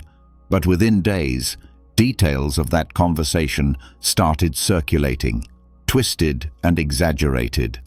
It was like a game of telephone, but instead of the message getting lost, it was being weaponized against me. The person I trusted turned my vulnerability into entertainment for others. People who gossip about you aren't just venting or sharing concerns. They're playing a power game. Gossip is a way for them to elevate themselves while putting you down, all without having to confront you directly. It's cowardly, manipulative, and toxic. They're not just damaging your reputation, they're damaging the very foundation of trust that any real relationship is built on. Let's get one thing straight. People who gossip about others to you will gossip about you to others. It's a pattern, not a one-time thing. I've seen it happen too many times to count. Someone who loves to spill the tea on everyone else will suddenly go quiet when they're around you. Guess what? They're probably spilling your tea when you're not around. Gossip is the worst kind of betrayal because it's done in the shadows without giving you the chance to defend yourself or even know what's being said. I remember confronting the friend who gossiped about me, expecting some sort of apology or at least an explanation. Instead, they brushed it off, acting like it was no big deal, just a bit of harmless talk. But here's the truth. Gossip is never harmless. It's a betrayal, plain and simple, and it says far more about the person spreading it than it does about the person it's about. In the end, it's crucial to recognize the red flags in your relationships, whether it's people disappearing when you need them most or gossiping behind your back. These actions are clear signs that something isn't right. Confronting these issues, although uncomfortable, will help you focus on the relationships that truly deserve your time and energy. Have you ever been stopped by someone who just couldn't believe your age? Maybe they thought you were years, if not a decade, younger than you actually are. At first, it might seem like just a compliment. But what if I told you that looking younger than your age isn't just about good genes or skin care? It's a sign, an indicator of something much deeper, something hidden within your psychology, your mindset, and even your life choices. People who look younger often share distinct psychological traits, and today I'm about to reveal what they are. If you've ever been told you don't look your age, pay close attention because this might explain why. Before we begin, make sure to hit that like button and subscribe because I'll be sharing more eye-opening content like this and you don't want to miss out. 1. You have an unbreakable spirit. Have you ever noticed how some people go through the worst storms in life, yet still manage to look untouched by time? They face heartbreak, betrayals, financial struggles, and personal losses. But when you look at them, you'd never guess the battles they've fought. Their secret, an unbreakable spirit. Your mind controls your body more than you think. The weight of stress, anxiety, and emotional burdens doesn't just exist in your thoughts. It carves itself into your skin, your posture, and even the way you carry yourself. People who seem to defy aging are not just lucky. They have learned how to master their emotions instead of letting their emotions master them. They understand one of life's most brutal truths. Stress is a silent killer, and it doesn't just take away your peace, it takes away your youth. Look at those who age prematurely. More often than not, they are people who have allowed stress to consume them. They dwell on their failures, hold on to grudges, and live in a constant state of worry. This mental state forces the body into survival mode, increasing cortisol levels, the stress hormone responsible for wrinkles, dull skin, and overall exhaustion. It doesn't just make you look older, it makes you feel older too. But then there are those who refuse to let stress dictate their lives. No matter what happens, they get back up. They take the blows, but they don't let the bruises remain. They have this deep-rooted resilience, a kind of mental toughness that keeps them from drowning in negativity. And guess what? Their faces reflect that strength. Their skin remains vibrant, their eyes stay full of life, and their presence radiates energy. If you've ever been told that you look younger than your age, ask yourself, are you someone who keeps moving forward despite hardships? Do you laugh in the face of adversity instead of letting it break you? If so, you may have cracked the ultimate secret to agelessness, not just in appearance, but in spirit. And if you haven't yet mastered this, the best time to start is now. Let go of what you cannot control. Find strength in your struggles. Refuse to be defeated, because while life will try to wear you down, only you have the power to decide whether it leaves a mark on your soul or your face. 2. You embrace change instead of fearing it. Have you ever met someone who, despite their age, has this unstoppable energy, the kind that makes you question if time even affects them? They move through life with excitement, curiosity, and openness that seems almost childlike. These are the people who have discovered the ultimate key to staying young, embracing change instead of fearing it. Stubbornness is one of the fastest ways to age, mentally, emotionally, and physically. When people resist change, they trap themselves in cycles of stress, frustration, and stagnation. Their minds grow rigid, their habits repetitive, and their bodies begin to reflect the weight of their unwillingness to adapt. This resistance doesn't just affect their mood, it manifests in their posture, their expressions, and even the way they carry themselves. You've probably seen it. The frown lines, the stiffness, the energy of someone who is simply existing rather than truly living. Now think about those who seem ageless, even in their 50s, 60s, or beyond. They are the ones who don't let time define them. Instead of clinging to the past, they welcome new experiences. Instead of saying, "I'm too old for this," they say, "Why not?" They are lifelong learners, willing to grow, evolve, and try things outside of their comfort zone. This flexibility isn't just good for the soul, it's a powerful anti-aging weapon. Science backs this up. People who constantly learn new skills, explore different ideas, and remain socially and intellectually engaged maintain stronger brain function and healthier bodies. Their minds stay sharp and their spirits remain lively, which naturally reflects in their appearance. There's a certain glow to someone who embraces life with open arms. Their faces don't carry the heaviness of regret or the stiffness of resistance. Instead, they radiate a youthful energy that is undeniable. So if you ever wonder why some people look much older than they are, while others seem to defy time, look at their attitude toward change. Those who resist it age faster, both inside and out. But those who flow with life, who see every twist and turn as an adventure, remain youthful not just in looks, but in spirit. The truth is, aging isn't just about the passing of years. It's about how you respond to the changes that come with them. If you refuse to evolve, you will feel old long before your time. But if you embrace the unknown, stay curious, and never let yourself grow mentally stiff, you will carry an energy that makes people wonder, what's your secret?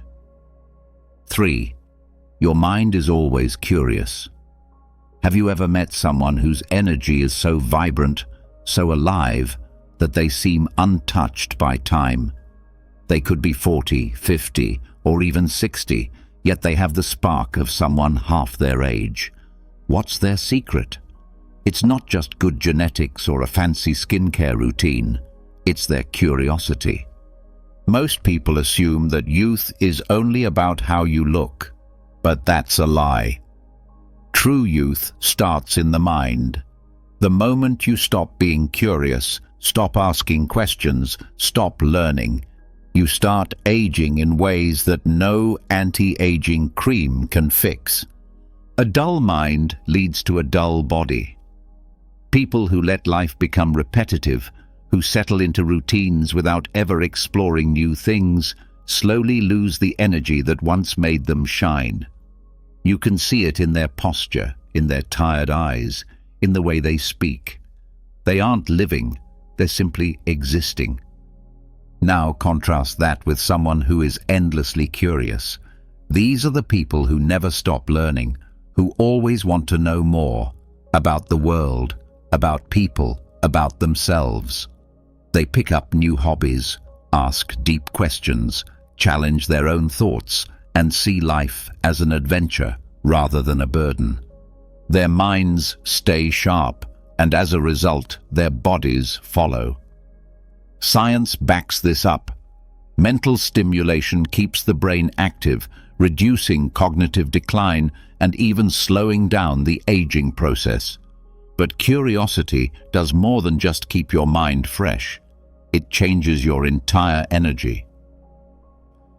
Have you ever noticed that people with youthful curiosity have a certain glow? Their eyes are brighter, their expressions are more animated, and they carry an aura of excitement.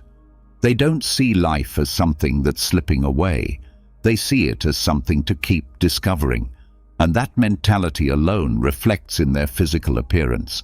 So if people often tell you that you look younger than your age, take a moment to think. Are you someone who is always curious? Do you find joy in learning new things? Do you challenge yourself to grow instead of just going through the motions? If the answer is yes, then you've unlocked one of the most powerful secrets to staying young. Because the truth is, youth isn't just about the years you've lived. It's about the fire in your mind. Keep that fire alive, and time will never truly catch up with you. 4. You express your emotions freely. Have you ever noticed how some people carry the weight of the world on their faces? Their eyes seem tired, their expressions hardened, and their presence feels heavy, as if life itself has worn them down. Now compare them to those who look younger than their age. Their faces are lighter, their eyes brighter, and there's a softness in the way they carry themselves. What's the difference? Emotional expression. Emotions are not meant to be locked away. When you suppress your feelings, whether it's sadness, anger, frustration, or even joy, you create an inner tension that your body absorbs. It builds up like poison, increasing stress levels, tightening your muscles, and manifesting as deep lines on your face. Years of unexpressed emotions don't just weigh down your mind, they physically alter your appearance. Think about someone who holds in their emotions all the time. They keep a straight face, never allowing themselves to fully laugh, cry, or speak their truth. Over time, this emotional suppression takes a toll. Stress hormones like cortisol rise, accelerating aging by damaging skin elasticity, draining energy, and even weakening the immune system. These are the people who look older than they are, not because of genetics, but because of the emotional weight they refuse to release. Now look at those who age gracefully, who look younger than their years. What do they have in common? They allow themselves to feel. When they're happy, they don't hold back their laughter. When they're sad, they don't pretend to be fine. They cry, they talk, they release. They are emotionally honest, and this honesty keeps them youthful. Their faces don't carry the tension of years of unspoken words or suppressed pain. Instead, they remain expressive, vibrant, and full of life. It's no surprise that cultures that encourage open emotional expression tend to have people who appear more youthful and energetic. Emotional release is a natural anti-aging tool, one that no expensive product can replace. Studies show that people who openly express emotions tend to have lower levels of stress and better overall health, both physically and mentally. So, if you've ever been told that you look younger than your age, it might not just be because of good skincare or genetics. It could be because you don't let emotions rot inside you. You speak, you laugh, you cry, and you release. And in doing so, you free yourself not just mentally but physically. Because the truth is, the face is a reflection of the soul, and those who let their emotions flow freely, they stay young, not just in appearance, but in spirit. 5. You surround yourself with positive energy. Have you ever walked into a room and immediately felt drained, as if the air itself was heavy? Or spent time with someone who, after just a few minutes, left you feeling exhausted? That's because energy is contagious, whether it's positive or negative, and if you constantly expose yourself to negativity, it doesn't just affect your mind, it slowly wears down your body, making you age faster. The truth is, the people you surround yourself with have a direct impact on your youthfulness. If you're constantly around individuals who complain, criticize, or drain your energy with their pessimism, it physically takes a toll on you. Stress levels rise, your body tenses up, and over time you start carrying that negativity in your posture, your face, and even your health. You see it in people who seem far older than their actual age. Tired eyes, deep frown lines, and an overall heaviness in their presence. But then there are those who look effortlessly young, no matter their age. They have a radiance, a glow, an energy that feels alive. What's their secret? They carefully choose their environment. They spend time with people who lift them up, who inspire them, who bring laughter instead of complaints. They know that negative energy is a slow poison, and they refuse to let it infect their lives. Science backs this up. Studies show that positive social interactions reduce stress hormones and even slow down the aging process at a cellular level. Laughter, genuine connection, and uplifting conversations don't just make you feel better, they keep your body younger. Ever wonder why some people seem to glow with youth despite their years? It's because they surround themselves with people who fill them with life, not drain it from them. Look around you. Are the people in your life adding to your energy or taking from it? If you find yourself constantly surrounded by negativity, it might be affecting you in ways you don't even realize. But the good news is, you have the power to change it. Choose positivity, and your body will thank you for it. Because at the end of the day, youth isn't just about how you look. It's about the energy you carry. And that energy is shaped by the people you allow into your world. So if you've been told that you look younger than your age, it might not just be luck. It could be a sign that you've surrounded yourself with the kind of energy that keeps you truly alive. 6. You live with passion and purpose. Have you ever looked at someone and thought they looked tired of life? Their face lacks expression, their posture is heavy, and their energy feels drained, as if they're just going through the motions, waiting for time to pass. Now contrast that with someone who radiates life, someone who speaks with excitement, whose eyes light up when they talk about their dreams, whose presence feels electric. The difference?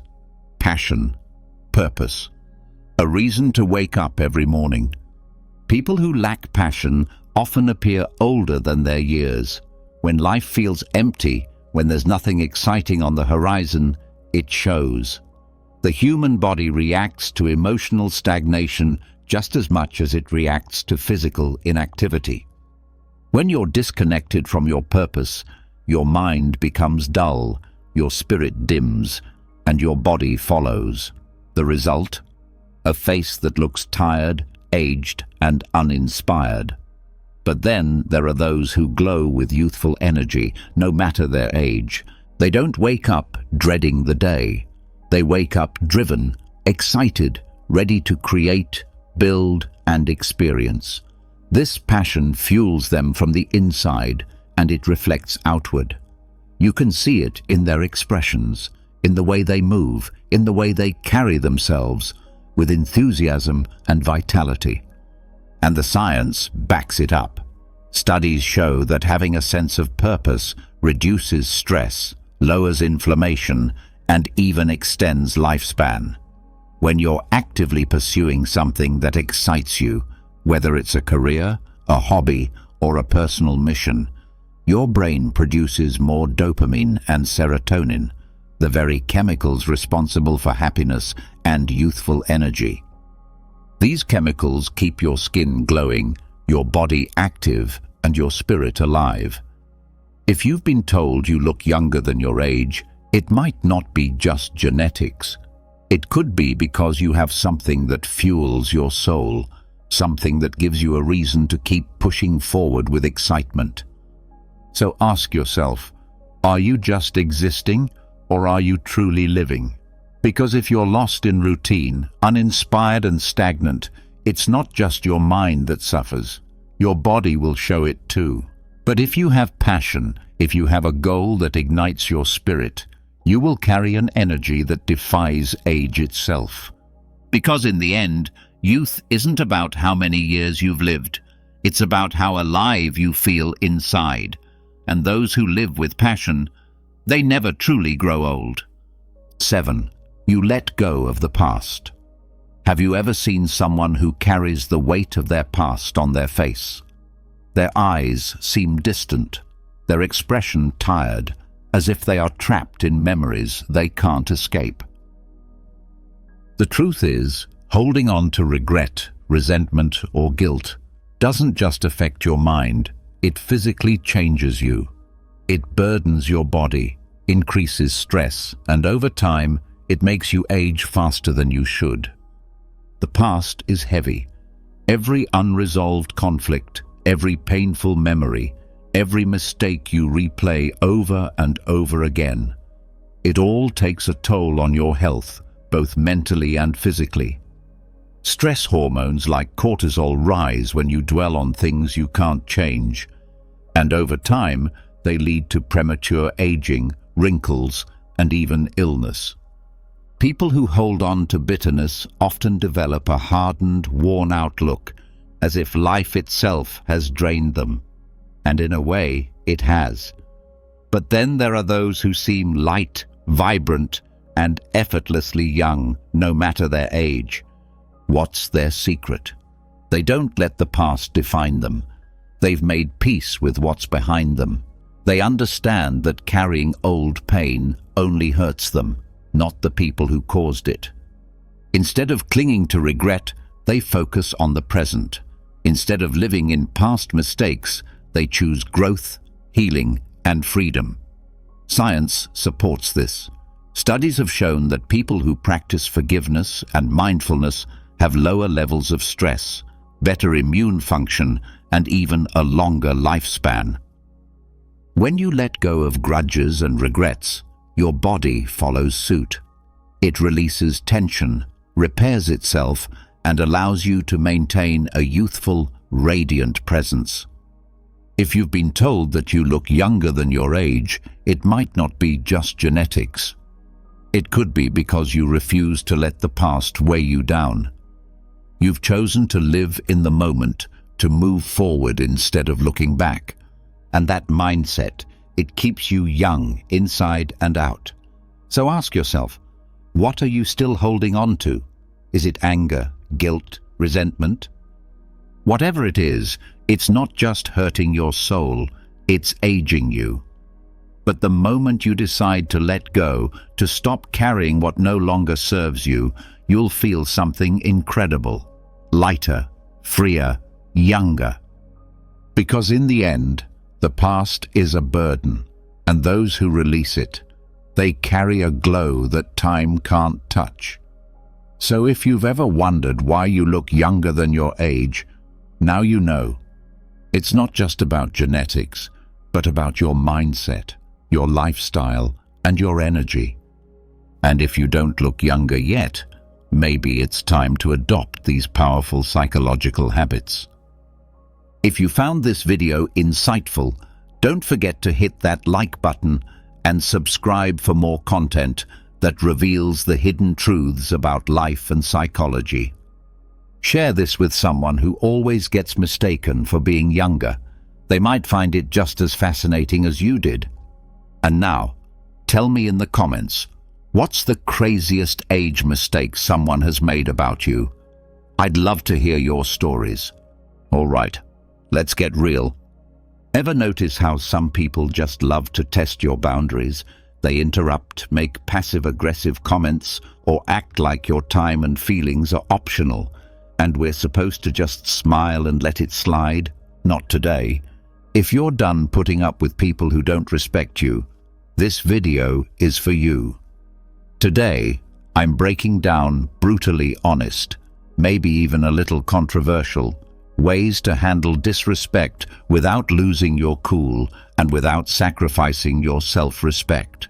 So buckle up, because by the end of this, you'll have every tool you need to show people exactly where the line is drawn. Let's dive in. 1. Embrace the silent stare.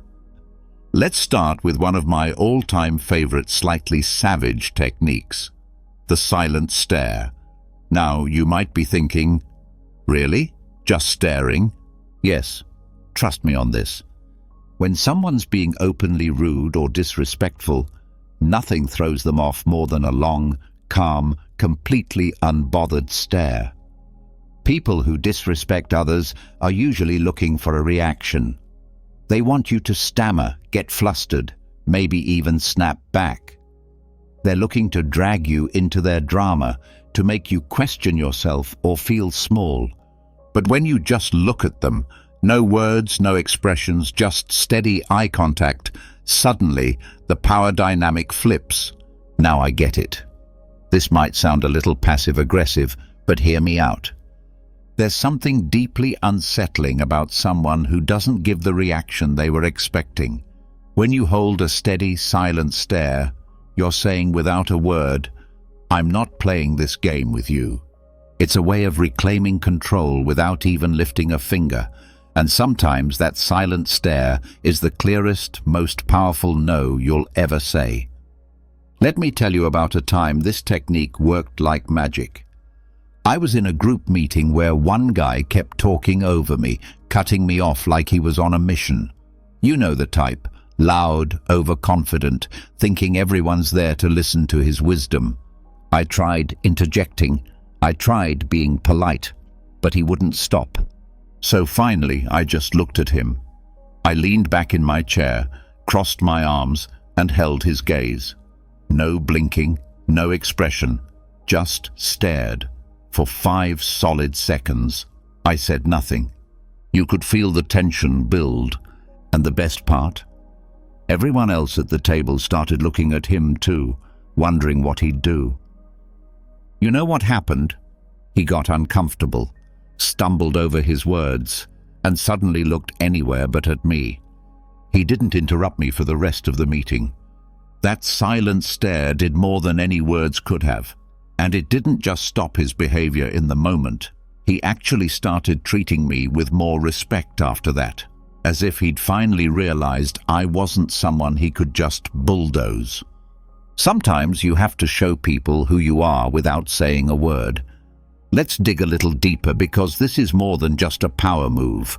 When you embrace the silent stare, it's like a reminder to them and to yourself that you don't have to dance to someone else's tune. You don't owe anyone an emotional reaction, and you don't have to prove yourself to people who don't see your worth. This is about reclaiming your space, your peace, and your dignity.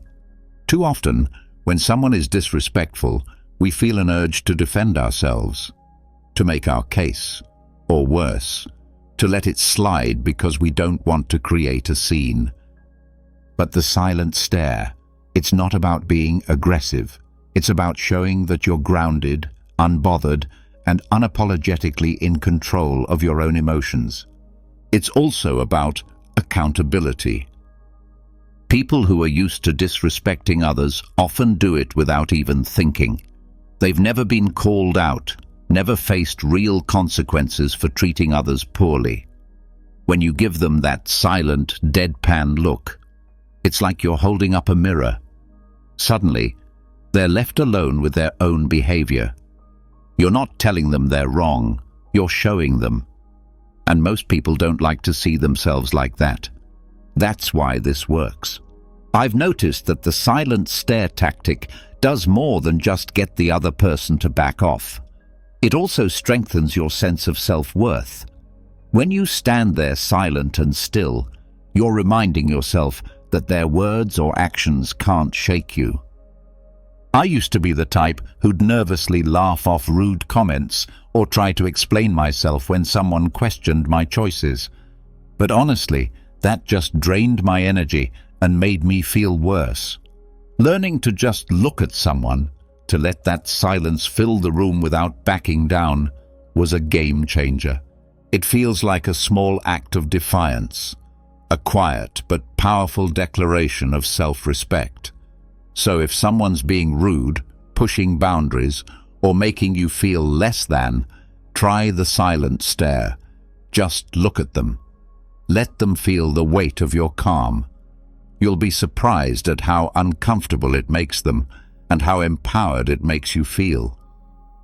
The silent stare says, "I respect myself too much to get dragged into your negativity," and that's a message worth sending. 2. Embrace silence as your answer. Here's a little secret weapon that's incredibly underrated. Silence.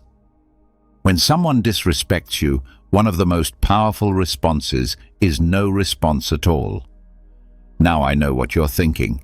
Silence feels passive, almost like you're letting them get away with it, right? But here's the truth. Silence is far from passive. It's a choice. And sometimes it's the boldest, loudest answer you can give. When someone's throwing negativity at you, they're trying to pull you into their drama, to make you feel small or defensive.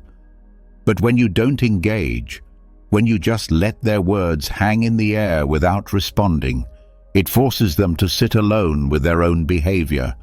And that silence, it's deafening. Now here's why this works so well. People who disrespect others usually expect a reaction. They're looking for a fight, a justification, or just some kind of validation for their own behavior. But silence says, "I'm not giving you my energy."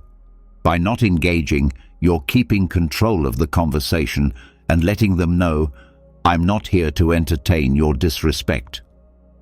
Sometimes the most powerful way to communicate is by not communicating. It's a quiet, subtle reminder that they're not worth your time or your words. I remember once being in a situation with someone who just couldn't resist making these little digs. You know the kind of person, hides their insults as jokes and tries to pass it off as harmless fun. So one day, he says something completely unnecessary about my work, clearly just to get a rise out of me. Normally, I would have tried to explain myself or maybe even fired back a comment. But this time, I just looked at him, raised an eyebrow, and said absolutely nothing. I let his words hang in the air, letting him feel that awkward, silent pause. And you know what? He didn't know what to do. He looked at me, then looked down, mumbled something, and moved on. That moment was the last time he tried pulling that with me. It was like he realized that if I wasn't reacting, there was no power to be gained. That's the beauty of silence. It starves disrespect of the attention it craves. Here's the deeper message. When you choose silence, you're choosing yourself.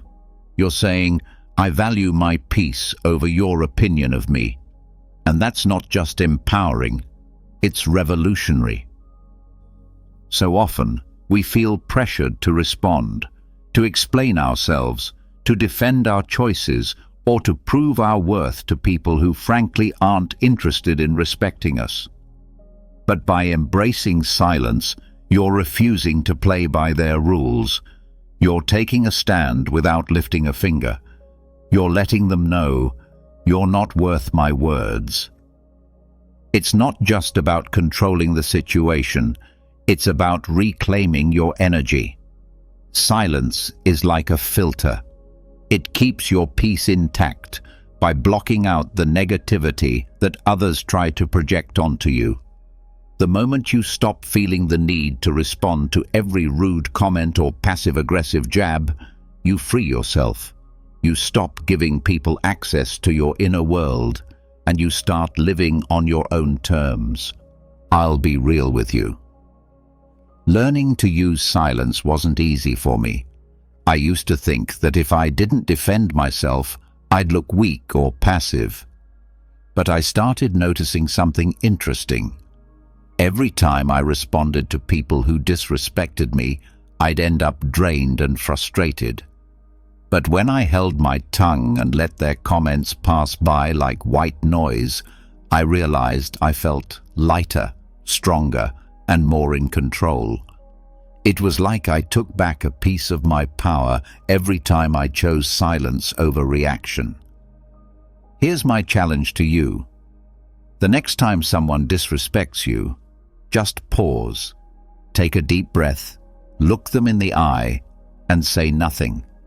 Let your silence speak for itself. You might be surprised by how uncomfortable they get and how freeing it feels for you.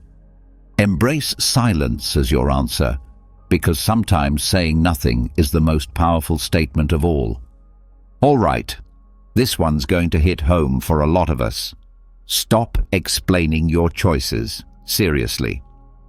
How many times have you made a decision for yourself only for someone to immediately start asking, why? Why did you do that? Why didn't you go to that event? Why'd you take that job?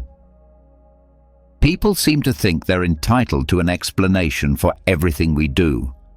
And here's the honest truth. They're not.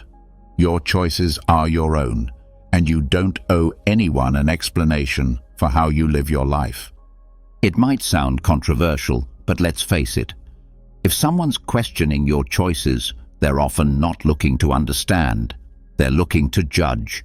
They're looking to poke holes, make you doubt yourself, or feel better about their own decisions by making you second-guess yours. You don't have to play along. When you stop explaining yourself, you reclaim your autonomy and show them that your life isn't up for debate. Let's dig a bit deeper into why people feel so entitled to an explanation in the first place. When people question your choices, it's often because your decision challenges their view of the world. Maybe you're taking a risk they're too scared to take, or maybe you're stepping out of the norm they find so comforting. Your independence or willingness to do things differently can make them uncomfortable, and asking you to explain is their way of trying to fit you back into their comfort zone. But here's the kicker. Just because they're uncomfortable doesn't mean you're responsible for reassuring them. Your life isn't a public service announcement. You don't have to justify your choices to anyone. I remember when I decided to switch careers, moving from a safe job to something I was actually passionate about. But that came with a lot more risk. The moment people found out, it was like I'd announced I was moving to Mars. I kept getting asked, why would you leave a stable job? And how are you going to make it work? At first I'd try to explain, talk about how I wanted something more fulfilling, about how I had a plan. But I quickly realized that no matter what I said, it never felt like enough. The more I explained, the more people questioned me, poking holes and making me feel like I needed to prove myself. Then one day, I decided to try something new. When someone asked, "But why would you leave that job?" I simply replied, "Because I wanted to." No extra details, no breakdown of my strategy, just a simple answer. And let me tell you, it felt amazing. The silence that followed was everything. People didn't know how to respond because I'd taken away their power to question my choices. And you know what? They eventually stopped asking. Here's the real beauty of not explaining yourself. It's freeing. It's you standing in your own truth, knowing that your decisions are enough simply because you've made them.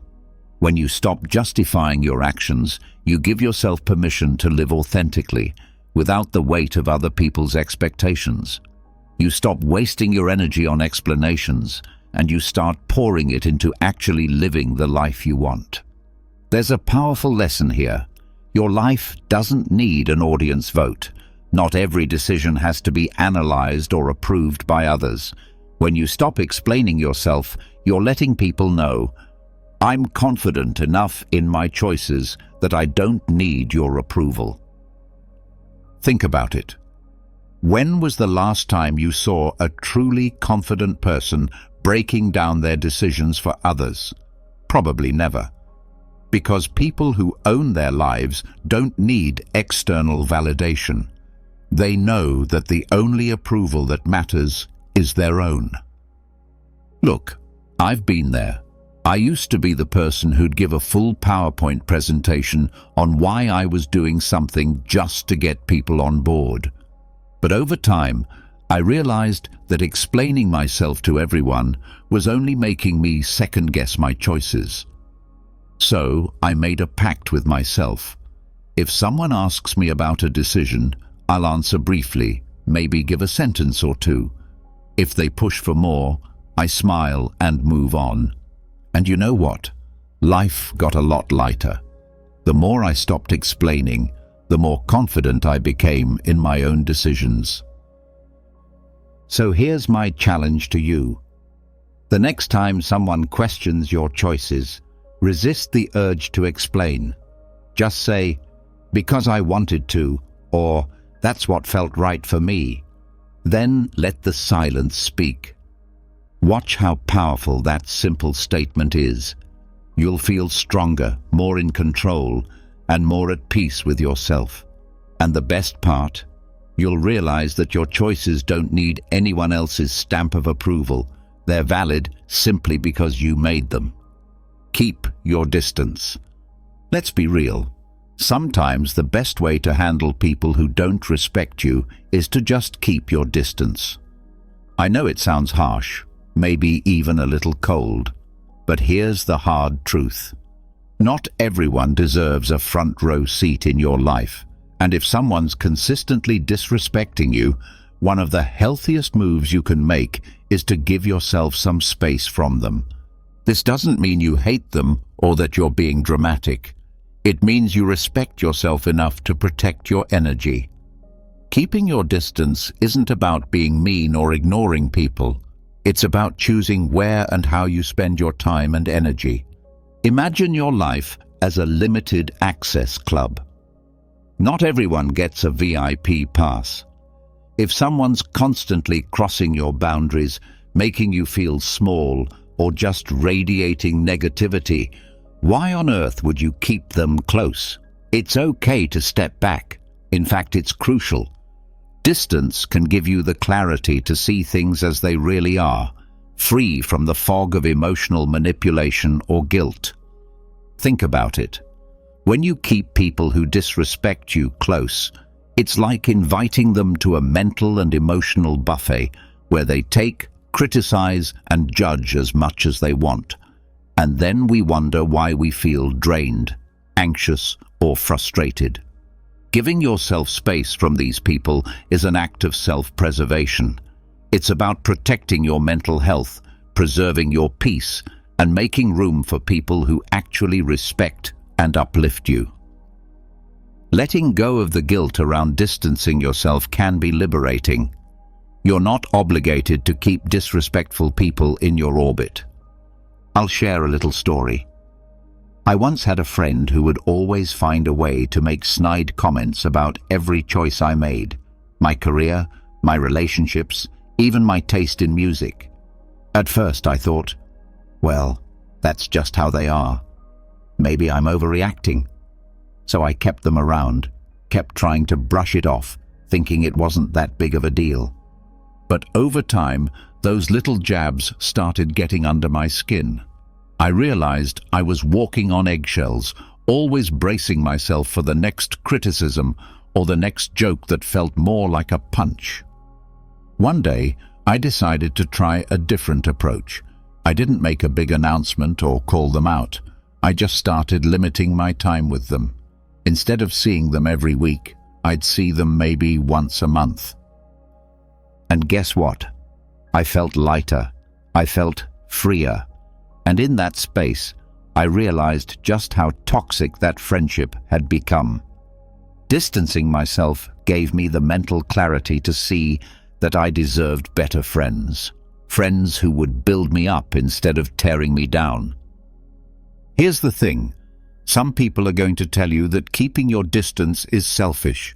They'll say, but they're family, or you've been friends for years. It can feel uncomfortable, maybe even a little taboo, to admit that someone you know well just isn't good for you. Society tells us to be loyal, forgiving, and nice, but at what cost? Here's a little secret. Protecting your peace isn't selfish, it's necessary. You're not here to be anyone's emotional punching bag or their constant source of validation. Sometimes the best way to show someone you've had enough is by simply stepping back. Here's where it gets deep. Keeping your distance is a powerful reminder that you are your own priority. You don't have to play the role someone else has assigned to you. You don't owe anyone access to your mind, your time, or your emotions. When you put a little space between yourself and disrespectful people, you're making a statement. Your well-being comes first, and that's not just self-care, it's self-respect. Distance also gives you the chance to focus on the relationships that matter, the ones that genuinely uplift you. Think about it. The more time you spend around people who respect you, the more confident and fulfilled you feel. The less time you spend around those who tear you down, the less room they have to impact your thoughts, your mood, and your life. I used to feel so guilty about distancing myself from people, even if they weren't treating me well. I'd think, what if they think I don't care? Or maybe I'm overreacting. But over time, I learned that distancing myself wasn't just about removing negativity, it was about creating space for growth. When I started giving myself permission to distance from disrespectful people, I felt a new kind of freedom. I had more energy, more peace, and a clearer vision of who I wanted in my life. So, here's my challenge to you. Think about the people in your life who constantly disrespect you, who make you feel small or drained. Then ask yourself, do they really deserve this much access to me? Hold your head high. All right, let's talk about an old-school classic that never goes out of style. Holding your head high.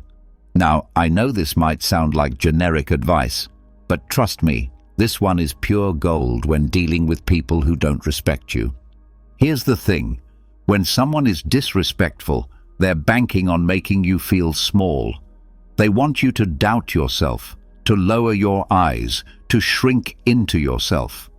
But when you stand tall and hold your head high, you're saying, without a word, I know exactly who I am, and nothing you say or do will make me feel less. Here's what's powerful about this. Confidence makes people uncomfortable, especially people who disrespect others. Why?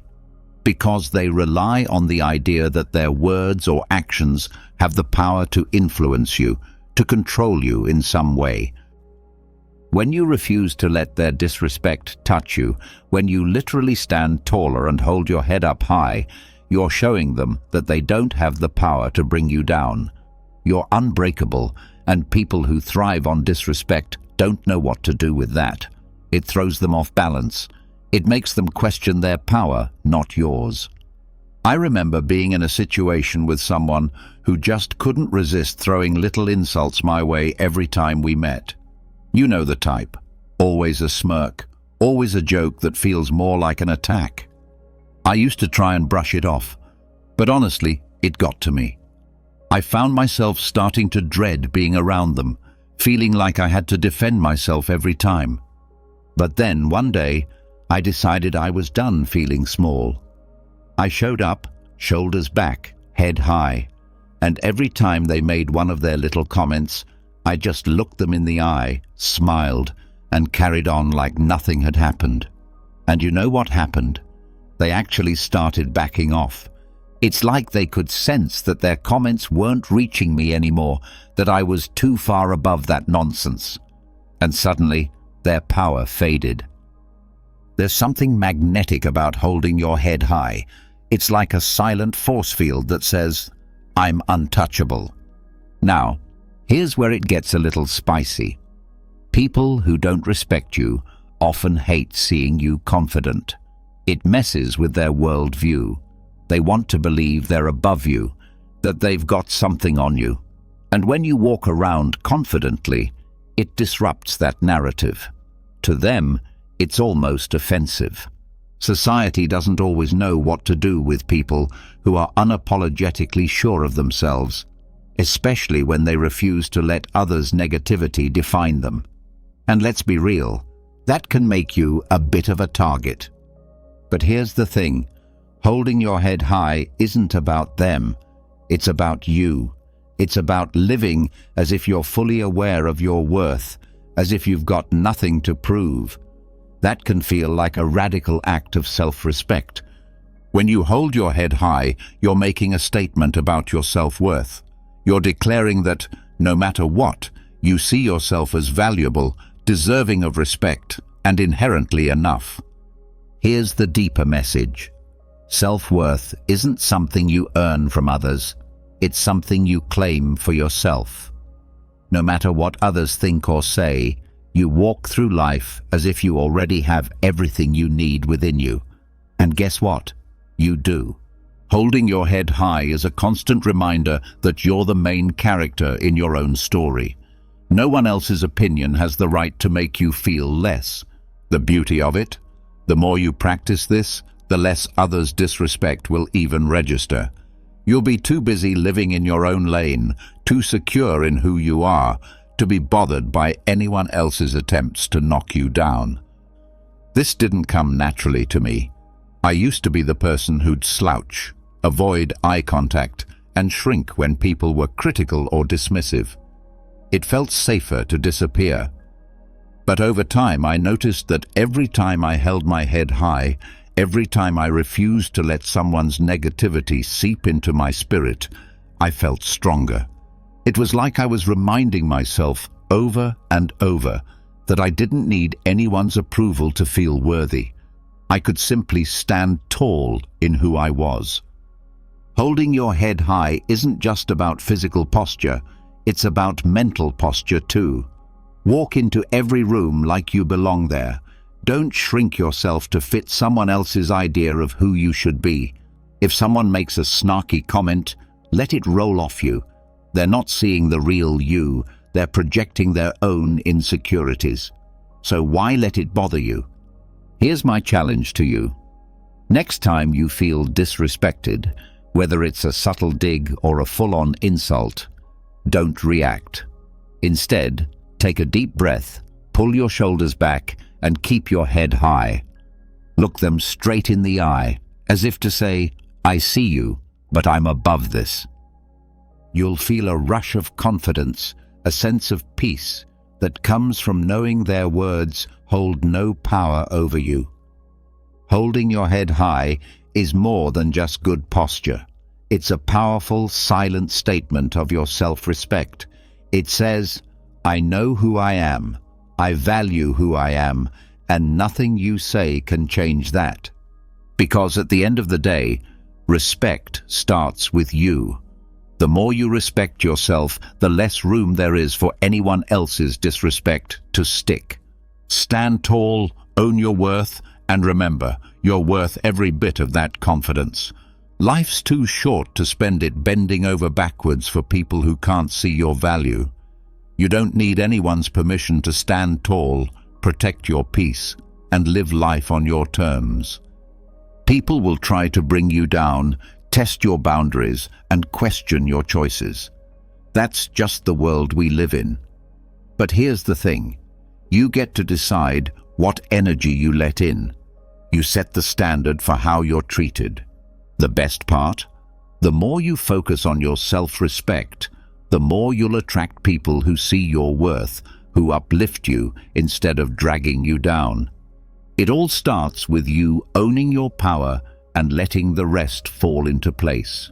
So, hold your head high, embrace the silence when it serves you, and never apologize for walking away from what doesn't serve you. Thanks so much for watching. If you got something out of this, give it a thumbs up and maybe even hit subscribe for more content on owning your life and building the confidence to thrive.